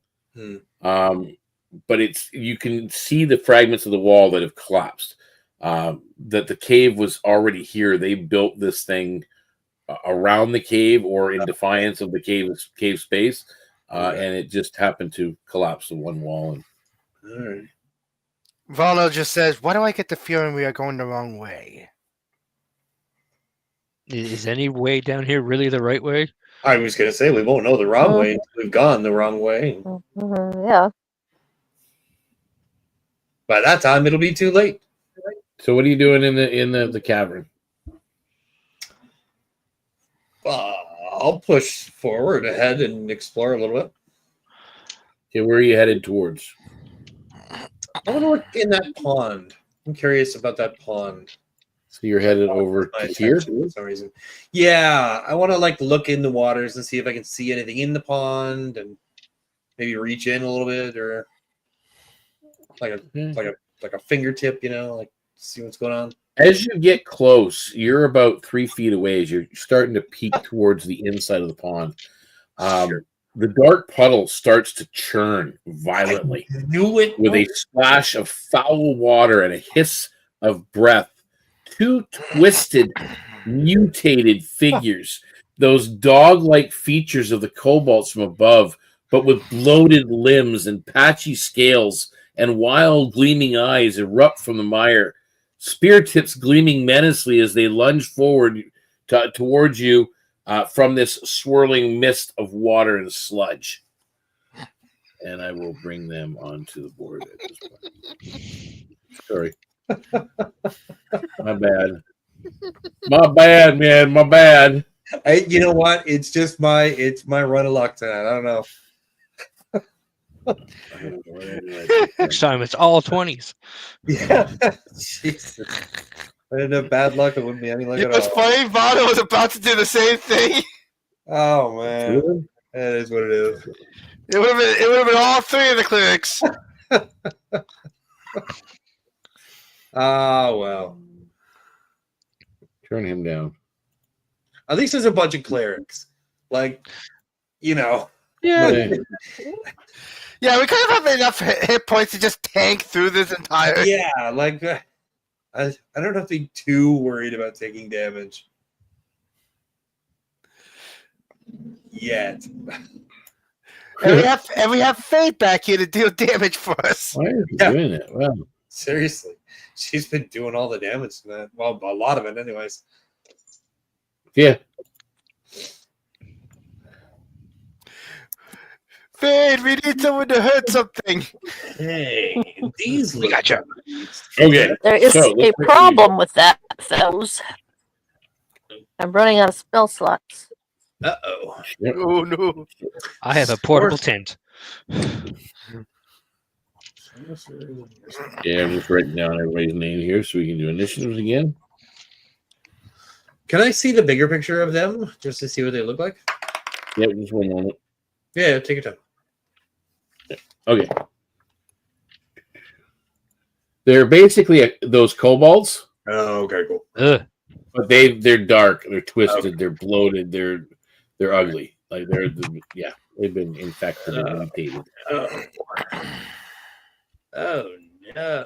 Oh my All right, so Fade initiative. 22. Thank you, Runtash. You're welcome. Room dash. Ooh. Got a 19 again. Nice. Onyx. I like So- this. 4. Bell. 19. Ugh. Not good. We're gonna switch up my battle plan tonight. Rollies again. Okay. No. I Yeah, have who has the highest dexterity out of Valdo? And I got a +1. so do I. Rolling. Rollies! Rollies Good old again. clerics. 14. 11. That's hilarious. So Rune 1. Yes. Yeah, room dash goes first. Okay. All right. At this point, top of the round, Fade, that's you. Oh man, that's funny.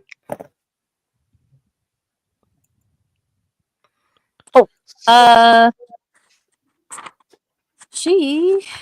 Let's Okay, see. let's- Going to. Now, I don't know why this kind of loses my voice for a bit when I'm looking stuff up sometimes. Hopefully, it won't kick me out. I just have to look something up quick. That's okay. Okay.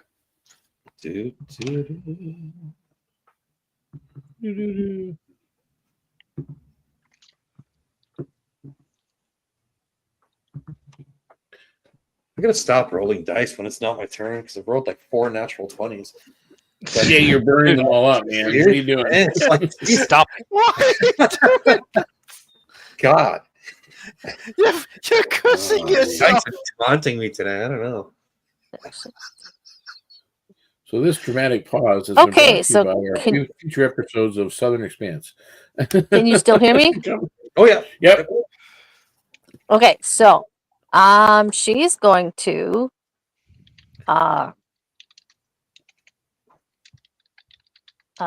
take one hand and grasp the other, and then spread her hands out and do this.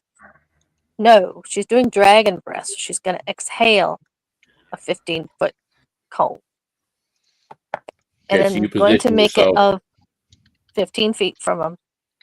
And each creature in the area makes a dexterity saving throw. And it's going to be lightning damage. Yeah, I'm assuming you move to get yourself in a spot where you're not going to hit your friends. I was gonna say that's not gonna hit me, is it? Correct. This is a second level spell and it's a bonus action. All right, cool. Okay. I mean, you can hit me if you need. I feel like I deserve it today. So, dexterity saving throw. Okay. Ones that failed, What did it roll? an 8, and the other one rolled a 20. Yeah, that's a fail. Yeah, that's a succeed.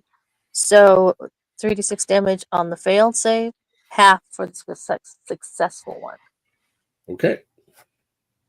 So that is 2, 3, 12 damage. 12. So that's there, and then half damage there. 6. Okay. Excellent. And then the next thing she's going to do is another sorcerer's burst at just one of them. Okay. Choose which one, and she'll try the psychic damage again for that. Yep. And that is a 17 to hit. That hits. 17 to hit. And that's 4 damage. Excellent. Okay. It's your turn. All right, that's your turn. All right, that takes us then to Runtash. You're up. Runtash is going to cast a Guiding Bolt on which one looks the worse off at the moment. Okay, so you're going to target the one that looks worse off, which is this guy here. All right, spell attack. I think I hit to 26. That hits. All right, 46. 4, 6, 12. 17 damage and advantage on the next attack against it. Okay. Is that the end of your turn? That is the. I will step up in front of Fade. Okay. Here. And that's the end of my turn. Okay. And that takes us then to Val. You're up. Okay. Val's actually going to cast Bane on the two bad guys. Okay. And I need to roll D4. Well, first they have to roll curse for saving throws. Oh, no. Sorry, I don't roll anything. No, they don't. What? They fail. They fail everything. So they failed? Of Okay. course. The target must roll a D4 whenever the target fails the saving throw and makes an attack roll or saving throw before the spell ends. They must roll a D4 and subtract the number rolled to the attack roll or saving throw. Yep. So minus 1d4 to the rolls. Got it. Yep. Okay. Is that it? I think that's all I can do because I think that's an action. Yeah, that's an action. Yeah. So we got one here. We got one here already. So on Onyx.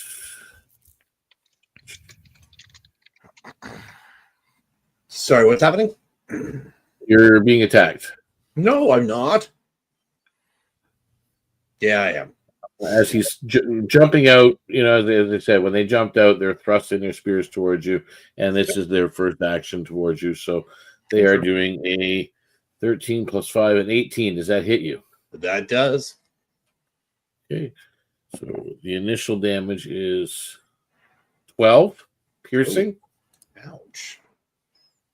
And he will use his ambush strike. Was that Which with the feels- -4 to the attack? Sorry, 1d4 to the attack? Yes. Oh, Wanted wow. to make sure. Jeez Louise. And additional 7 points of piercing damage extra as he gives it that extra thrust. Well, that's not pleasant. And that's him. And now the one on Runetash. Let's see what he does. 15 plus 20 to hit. 20 hits. Dang. Is 28 plus 5 initial. My Bane did So not do 9 very points well, of it piercing seems. damage initially. Sorry? 9 points for initial piercing damage. Okay. And as he uses his ambush strike, he deals an additional 10 as he Oh. jams it in.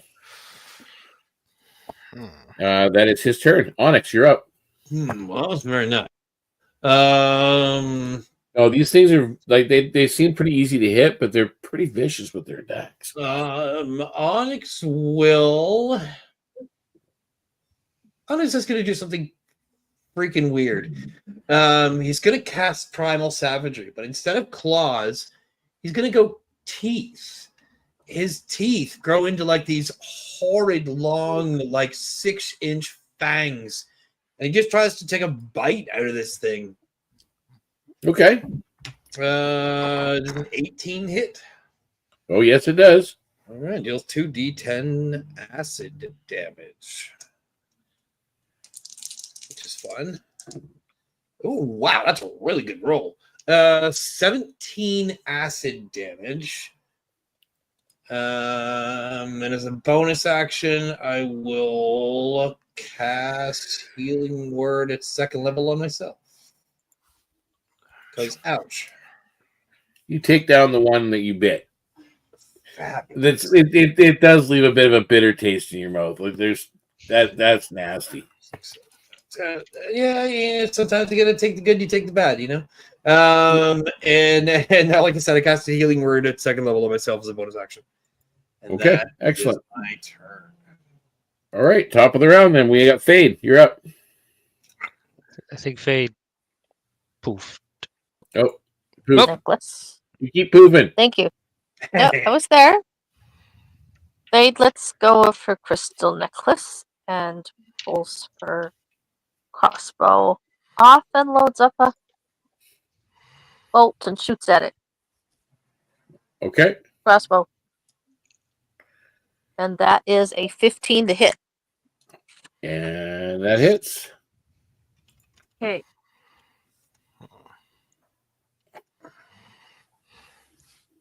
That is 6 points of damage. Okay. 6 points. Excellent. Okay. Bonus action. That is. No, that should do it. That's her turn. All right. Excellent. That takes us to Rudash, you're up. Well, you're on deck. Runetas starts to swing his flail and takes a swing at the head. Okay. 20. Nice. Hits. All right, that's 8 damage. 8. All right. And as a bonus action, I will cast Healing Word on myself. Did you not have your spiritual weapon up? No, I casted Guiding Bolt. Okay. I had spiritual weapon in the last fight. I'm missing. Yeah. Sorry. I'm That's gapping okay. again. Okay. Healed myself for 8. Excellent. And that's the end of your turn. So that takes us to Val. You're up. And Onyx, Onyx, you're not on deck yet. Okay. Who looks more hurt? Well, they both healed themselves. Yeah, they both healed themselves. I'm doing all right. I'm fine. I'm good. I'm good. Okay, I guess I'll go for the attack then. And I've still got a bunch of cure wounds and a bunch of healing. Like I'm honestly, I'm doing fine. Toll the dead. All right. You cast Toll the Dead. I appreciate it. 13, that fails. Yep.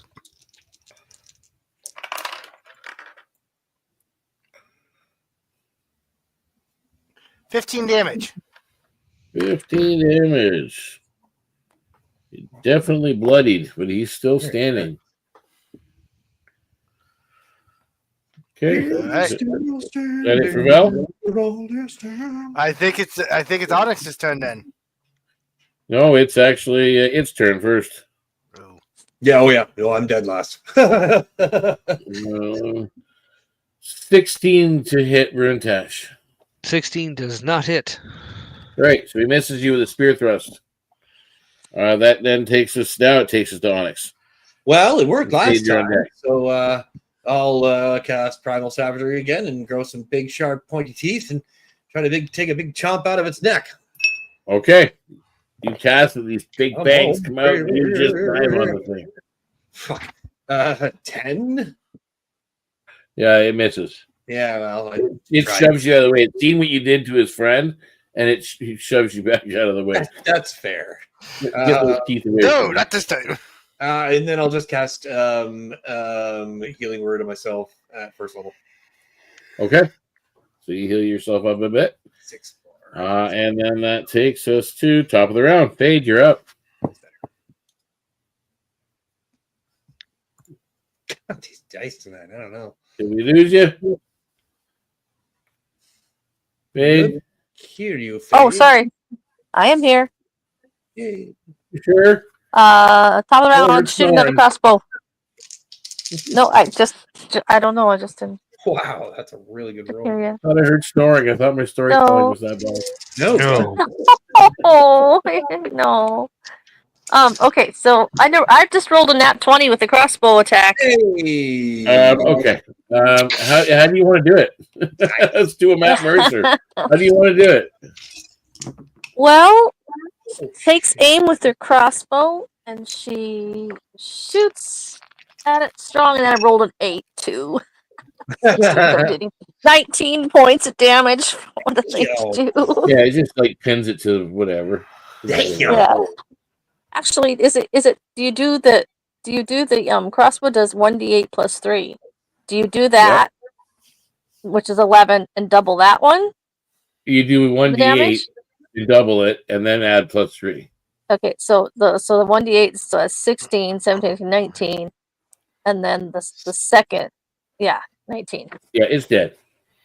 Good lord. Wow. Very nice. So you see this crossbow bolt strike it right between the eyes and penetrate deep in, and it falls over backwards. Okay. That flies from So you got behind me. These two armed kobolds are now lying on the stone. And then you have these stairs that go down to another area. I And would like to search their bodies. okay. You search the area, you also search their bodies. You don't really find anything valuable per se, but on one of them there's this odd rusted key. It has these strange serpent sigils on them. Ooh. I'll take it and show it to the rest of the party. Yeah. Does it look like the symbols that are on my Serpent Coils bracelet? Yes, very similar. Ooh. I'll pass it over to Runtash. You already have a bracelet. Now you have a key. But what does the key Meanwhile, go to? Mm. Yes, Vanil. Valno is actually going to use Animate Dead on the two corpses. Okay. What?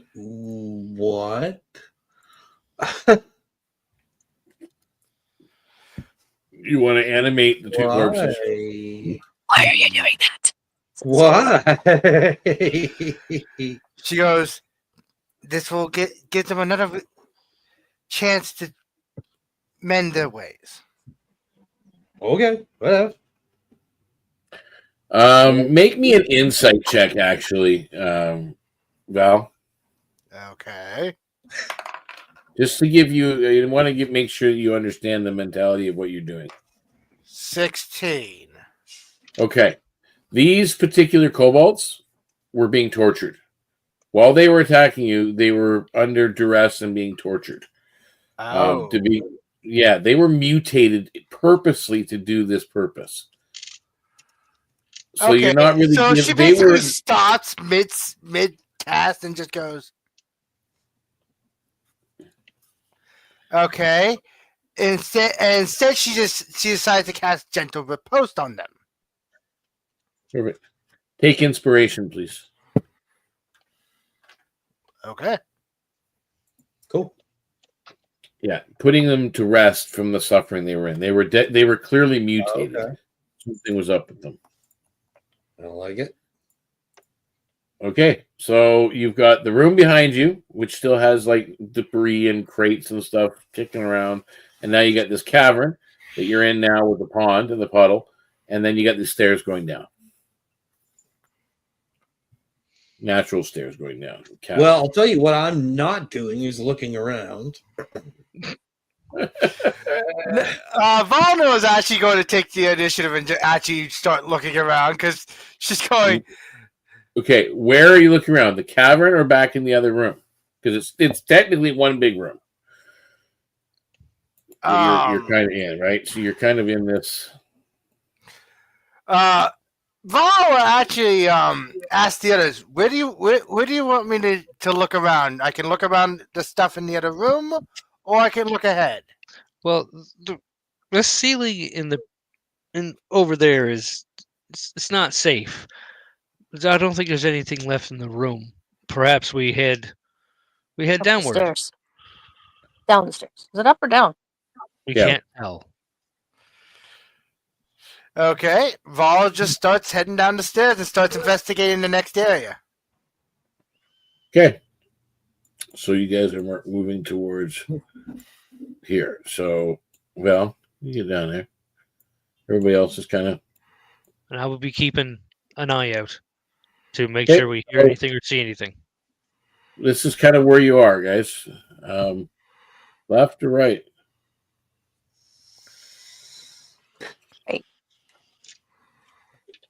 Where is that? Right, just my instinct to go right. Val just flips a coin and just, I was gonna say, 1 is left and 2 is right. Left. Let's go left. Left it is. left it is, because that's where I was going to. I got a 2-sided Okay. coin. Well, actually, I guess also Colin's coins are 2-sided. That's the stupidest thing I've ever said. Going around. Sorry. Come to. Sided coin. I got a 2-sided coin, guys. Huh. They both lead to the same Isn't that what every place. coin is? I'm so sorry. I'm gonna stop talking for the rest of the night. Just ignore me. That's funny. Wow. Okay, so you Oh, get to this particular spot. okay, 1d4. Descending the natural stone steps, you find yourself in a narrow, uneven, grotto-like junction. The ceiling dips low in places, and jagged stone formations jut up from the ground like broken teeth.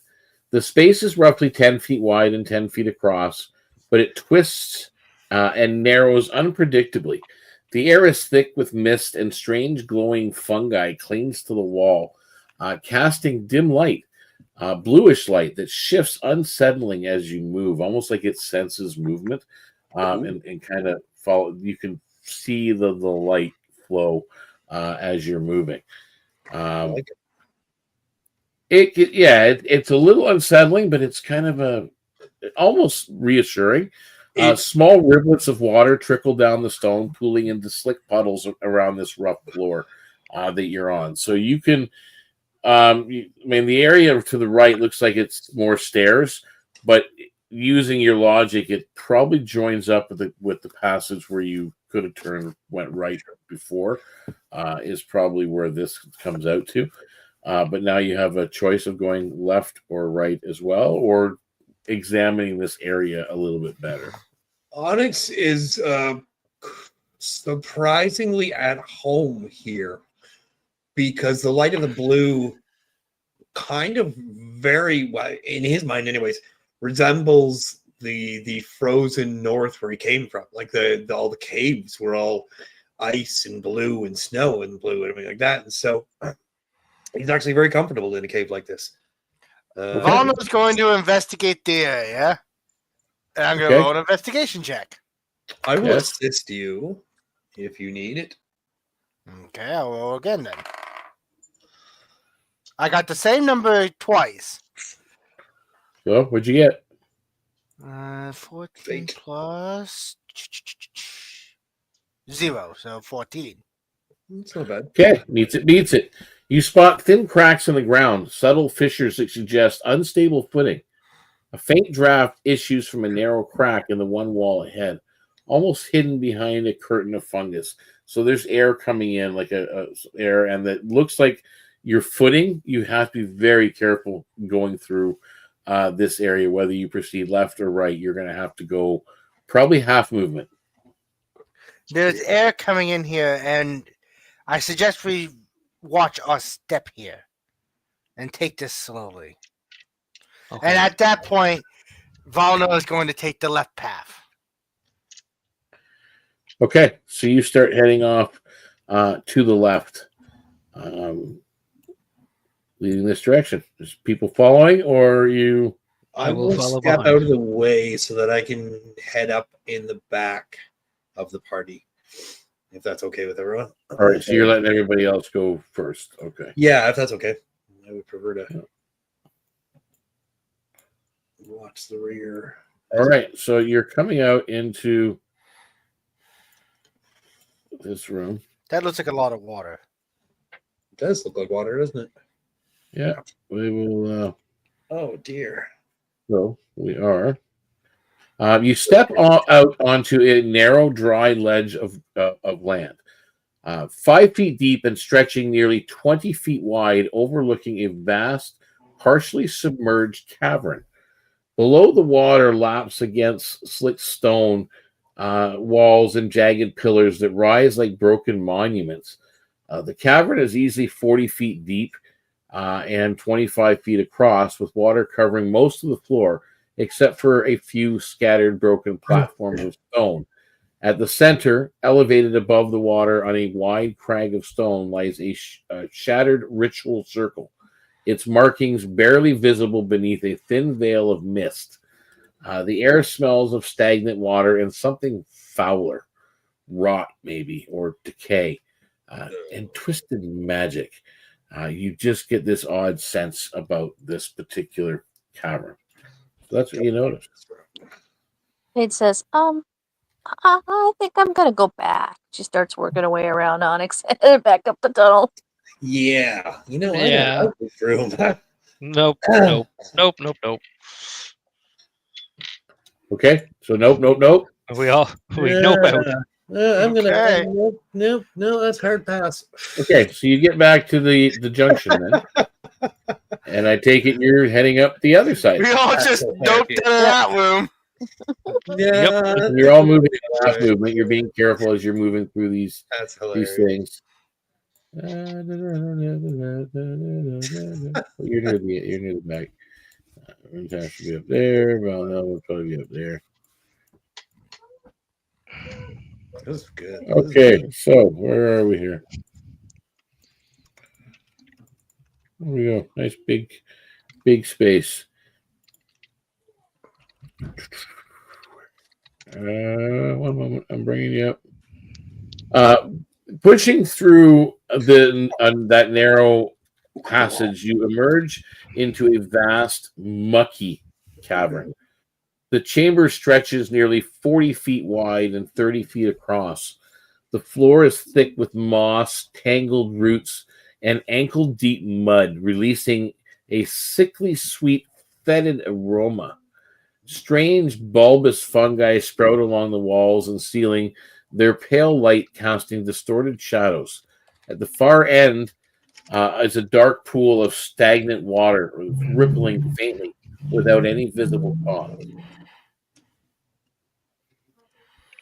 Well, that pool over there looks kind of like the one those other two loaded kobold things came out of. Yeah, it does.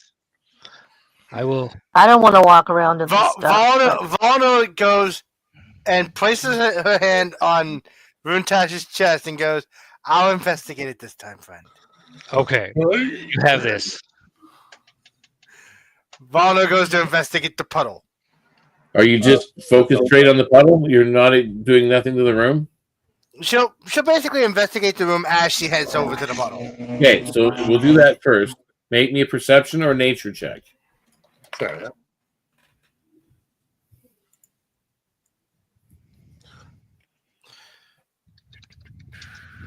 I refuse to. Okay, my perception really worked here. Did it though? 13. Okay, that's fine. So you get up to the pond or the pool of water, and as you step closer, you're going closer and closer. There's ripples along the top of it. There doesn't seem to be any reason why. And as you get closer and closer to this dark pool, a sudden surge of muck and moss around the outside just kind of buckle in on itself. And rising up from the depth is this massive vine-entwined beast. As it lurches forward, its fungal-coated limbs twisting and writhing hungrily, the stench of decay intensifies as it lets out this guttural, wet roar. Well, now it's all three of the clerics that have caused encounters. Which is bad luck. Where is he here? Fate should probably just start investigating. Yeah, and he is over here, but I'll blow him up so you guys can see better. Oh, wow. Oh, God. You're unpleasant. Okay. And that's the only nice thing I have to say. That's a big mushroom. Yeah. There's teeth on this thing where there shouldn't be, and it looks nasty, and it looks hungry, and whatever else you can imagine. So, unfortunately, at this point, it's initiative again. Well, let's hope I can roll. I love dungeon crawls. That's so much fun. 19. God almighty. My initiatives have been off the hook. Natural 20 for a 21. Nice.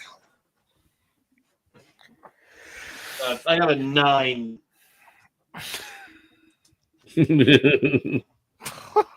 Yeah, well. Okay. Fade, how'd you do?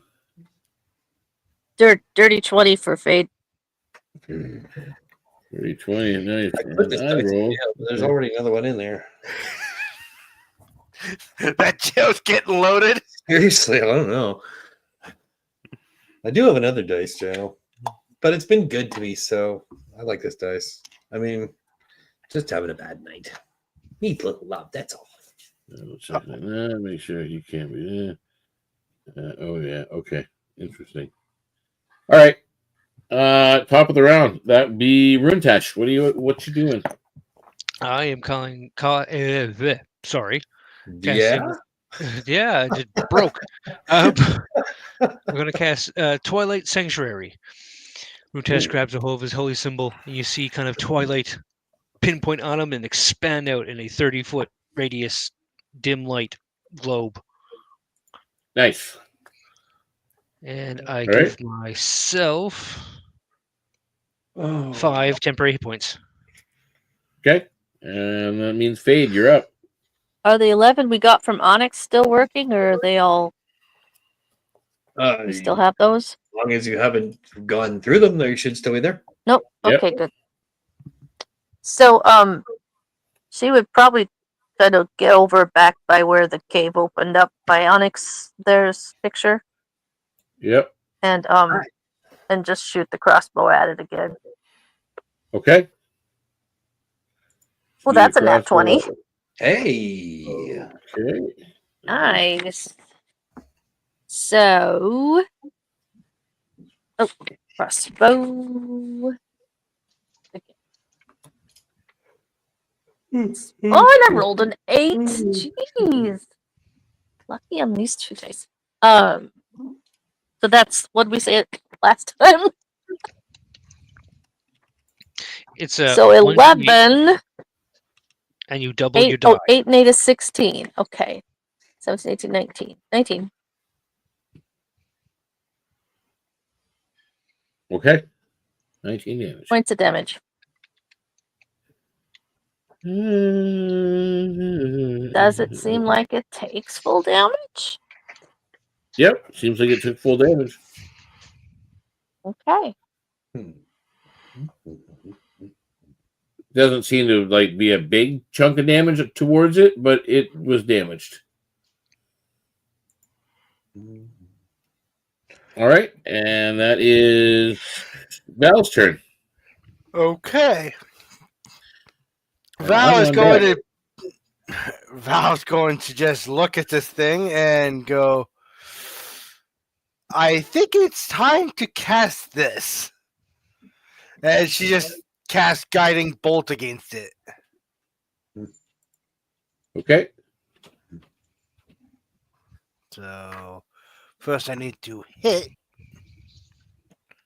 I think, because I think it's a ranged spell attack. It is. Yeah, ranged spell attack. 15 to hit. Okay, that hits. Yay. Okay, 46. 2, 4, 6, 6. Okay. All right. So that was 12, 18 damage.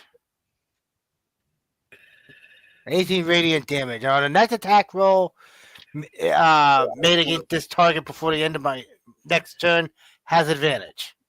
Okay. And he produces a mystical dim light. Okay. Where is now? No one else has moved towards it. Then what it's going to do,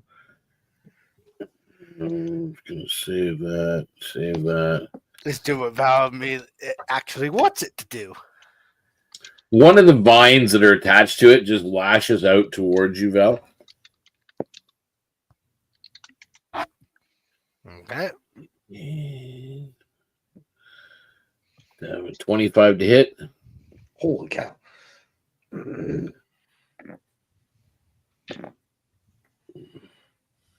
11 points of bludgeoning damage as this vine just kind of slaps you. 9. 9, yeah. Okay. And it's now Onyx's turn. What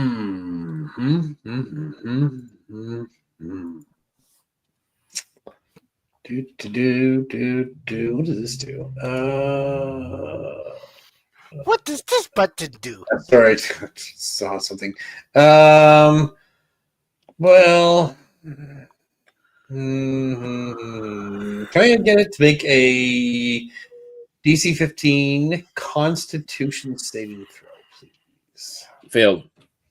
Fabulous. So it takes 2d6 fire damage.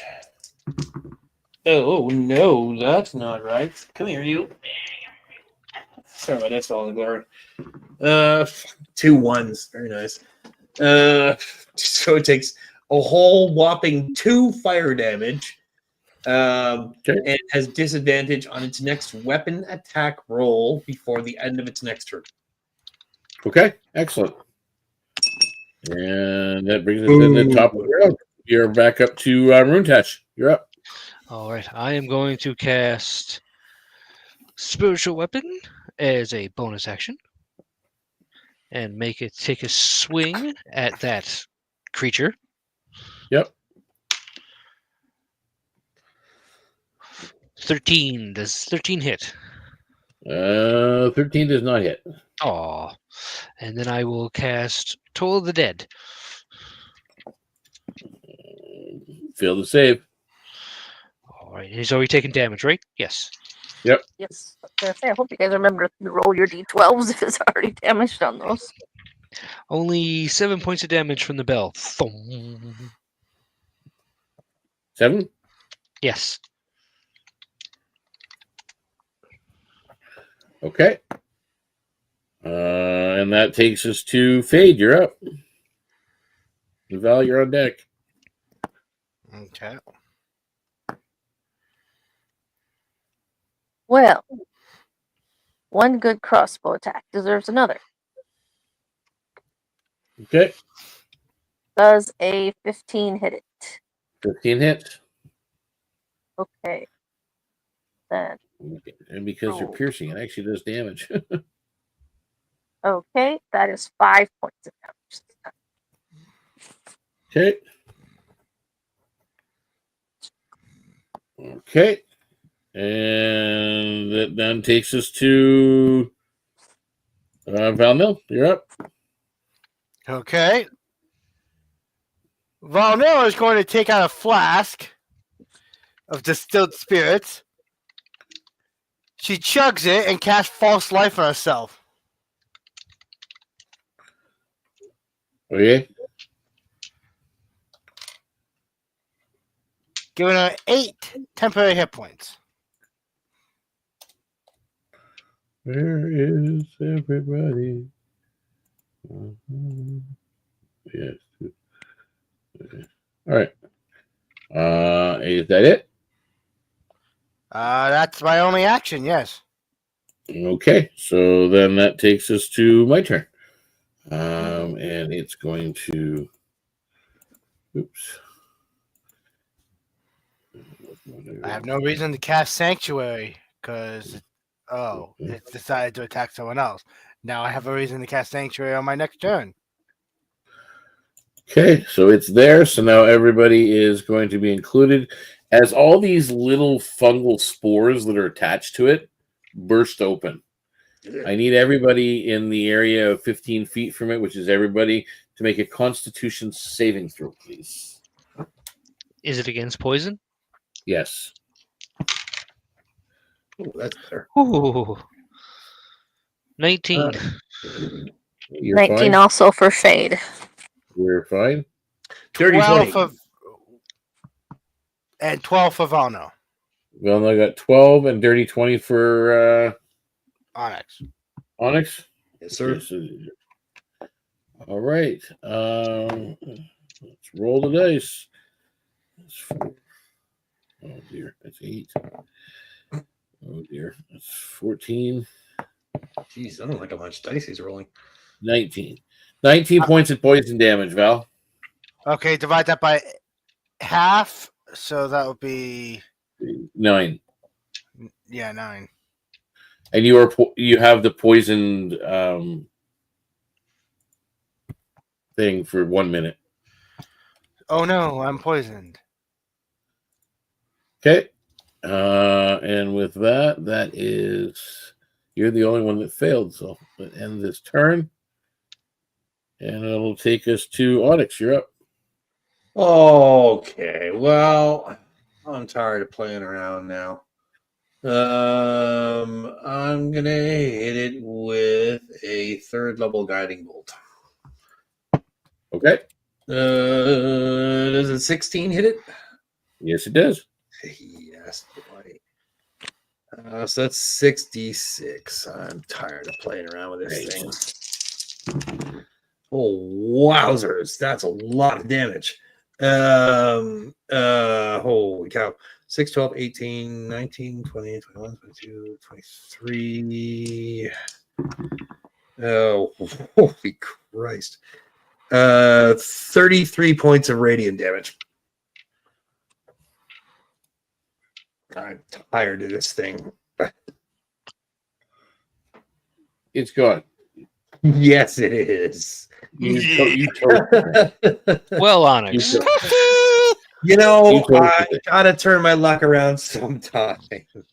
As you clear this thing out, and then of course take the time to kind of search this particular room out where it was, you find about 100. Well, you notice, Fade, there's about 100 gold pieces worth of pretty valuable exotic fungi and swamp herbs that are growing particularly in this chamber that you can easily harvest. As well, you guys do manage to find a fist-sized mossy green gem. It's like a jade emerald together, and it looks really, really sharp. But it's hidden amongst the roots where the beast was actually layered, and it definitely has a weight of magic to it. You're not sure what just yet, but I can ritually cast Detect Magic. I don't know if that'll tell us what kind. It'll sit and tell us what class it is, at least. yeah, you can tell if it's helpful, harmful, whatever. You can try and figure that out by doing that. You can probably figure that out through a high enough Arcana roll too. We could take the 10 minutes for me to ritually cast Detect Yeah, Magic. we could go back to that dry chamber that we were in to maybe take another rest. I'm down Yes. for that. Yes, we'll do that. Okay, so you head back to that one dry chamber.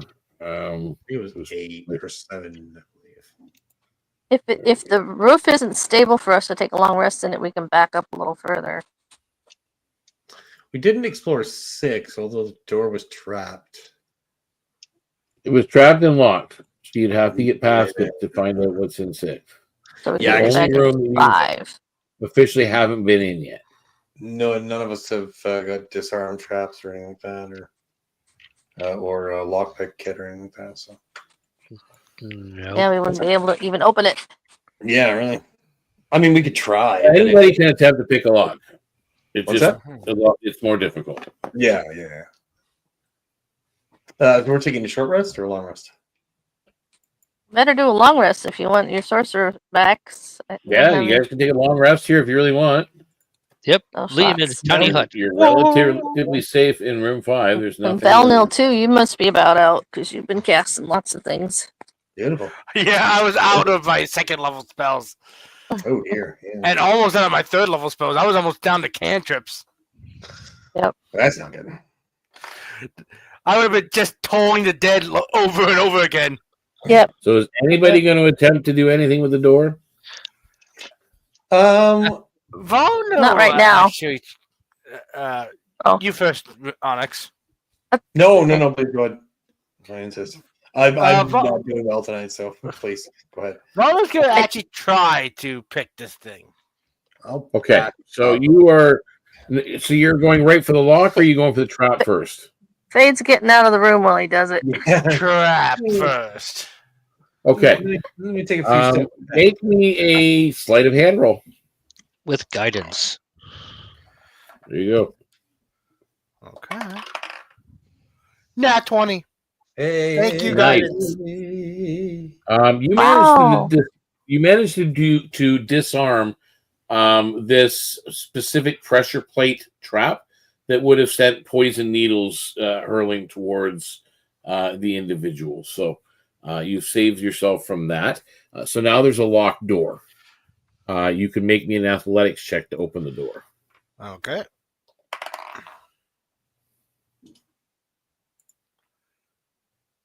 And that was just a 12, unfortunately. With guidance. Always Always with guidance. Just double checking. Guidance only adds like a number, right? That's the D4. Yeah, D4. D4. Okay, so I gotta roll a D4. Yes, darn it. That makes it 15. That's better. Beats it. So you managed to unlock the door. Jeez. Wow. She Very good. just basically does this and goes, "Did I do it?" I open Yeah, the door. yeah, you got it. Nice. Okay, so let's look in the room. The heavy double doors groan open to reveal a small, solemn chamber roughly 15 feet wide and 10 feet deep. The air here is colder, and the scent of mold gives way to something older. The dry mineral tang of an ancient stone. In the center of the room stands a raised two-step dais, upon which rests a cracked stone altar. Dark stains mar the floor around the base, and faint, barely visible ruins spiral outward from the dais. The walls are otherwise bare, and no other exits are visible.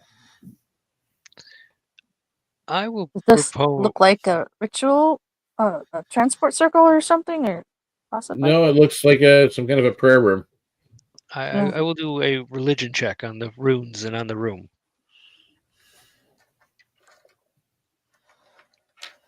To see if I recognize anything.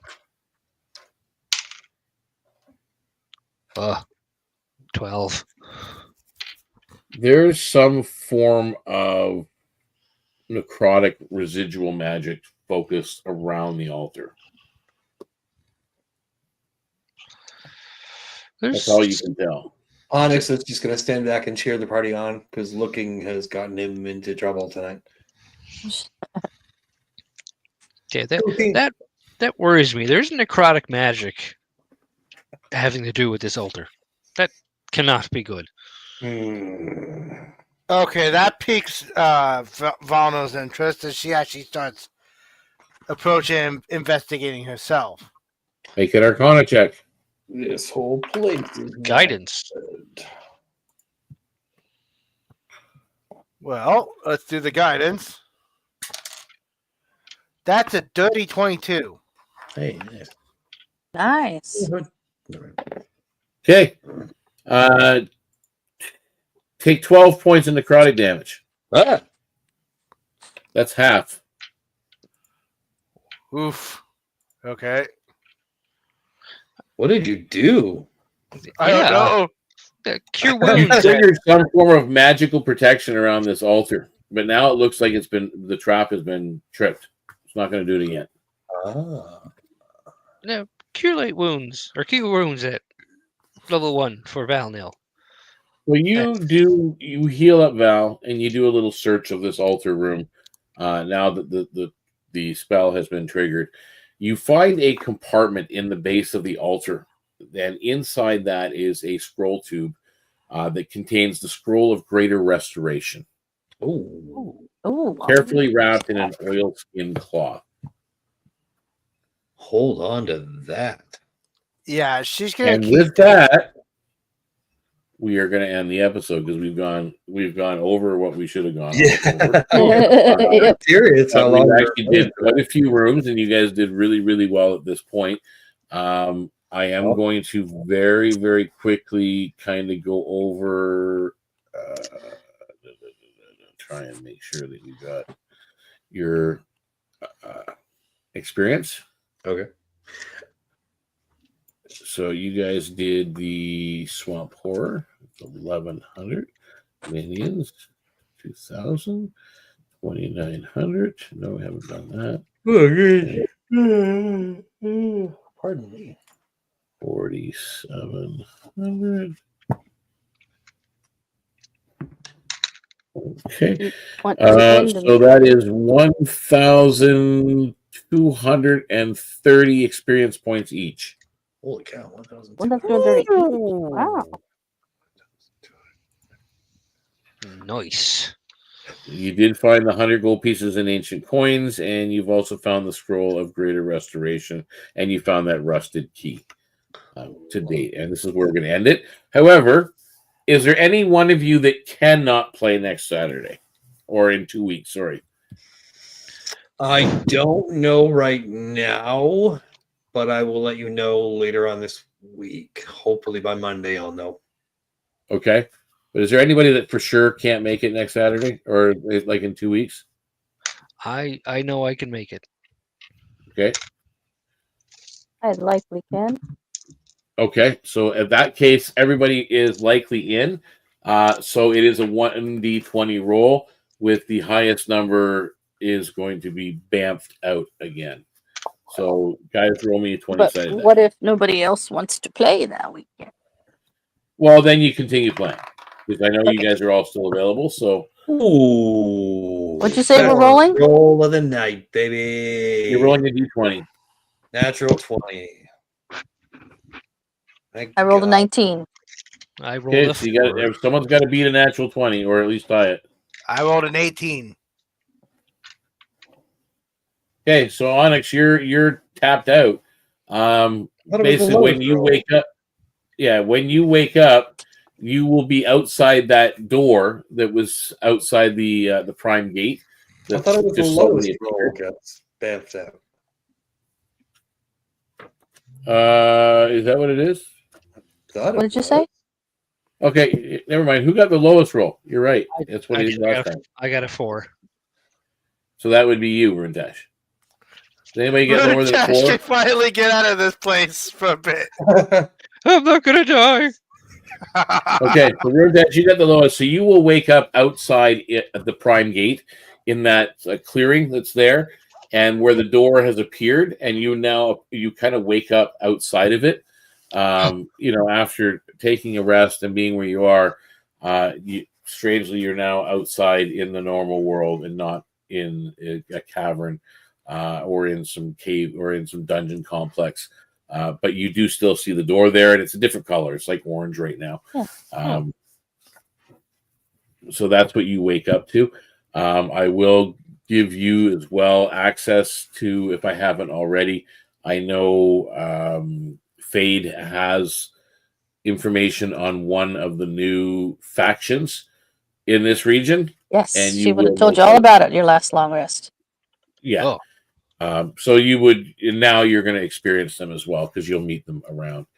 So everybody else, it's in 2 weeks. We'll be back again with another episode of Into the Depths.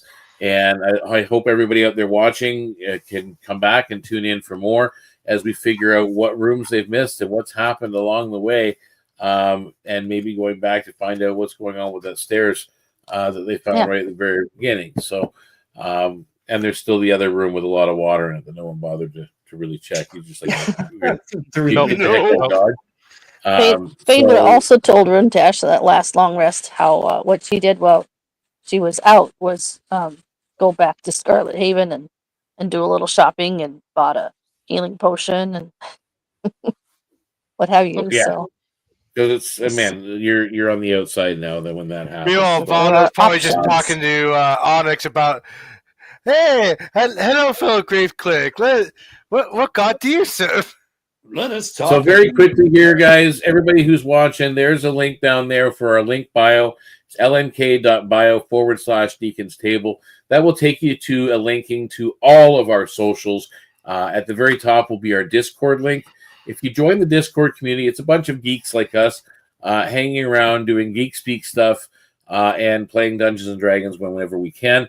If you're into that, come hang out with us. If you want to actually play, you can do up a character with us and become part of these streams that we do. We do one a week for this, or once every 2 weeks for Into the Depths. We do another one, which is once a week for mini adventures. So there's all kinds of things going on.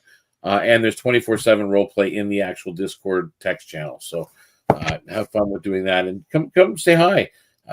We don't bite, I promise, and we're inclusive for everybody. So when I say we don't bite, it means we don't bite anybody at all. Like well, unless you maybe you want it. Maybe if you ask real nice, we'll see. We might bite. So DMs have a habit of doing weird things. Either way, guys. Thank you very much for watching the Into the Depths, and we will be back in 2 weeks' time. In the meantime, coming up this Tuesday, I'm not sure exactly what the mini adventure is, but we're going to try for one for then. And then we've got a lot of stuff planned, as I mentioned. Southern Expanse, one of our flagship streams, will be starting this summer. I'm actually pretty excited about that. We just had our first session 0, and it went swimmingly, shall we say? Swimmingly, yes. Anyway, guys, thanks for playing. Thanks for coming out. I'm glad to have you guys on board to fulfill and answer some of the itch that I have at running dungeons and trying to kill players. That's what all of us good dungeon masters do. So, see you guys in the Discord. Bye for now, everybody watching, and we'll see you next time. Bye. Bye.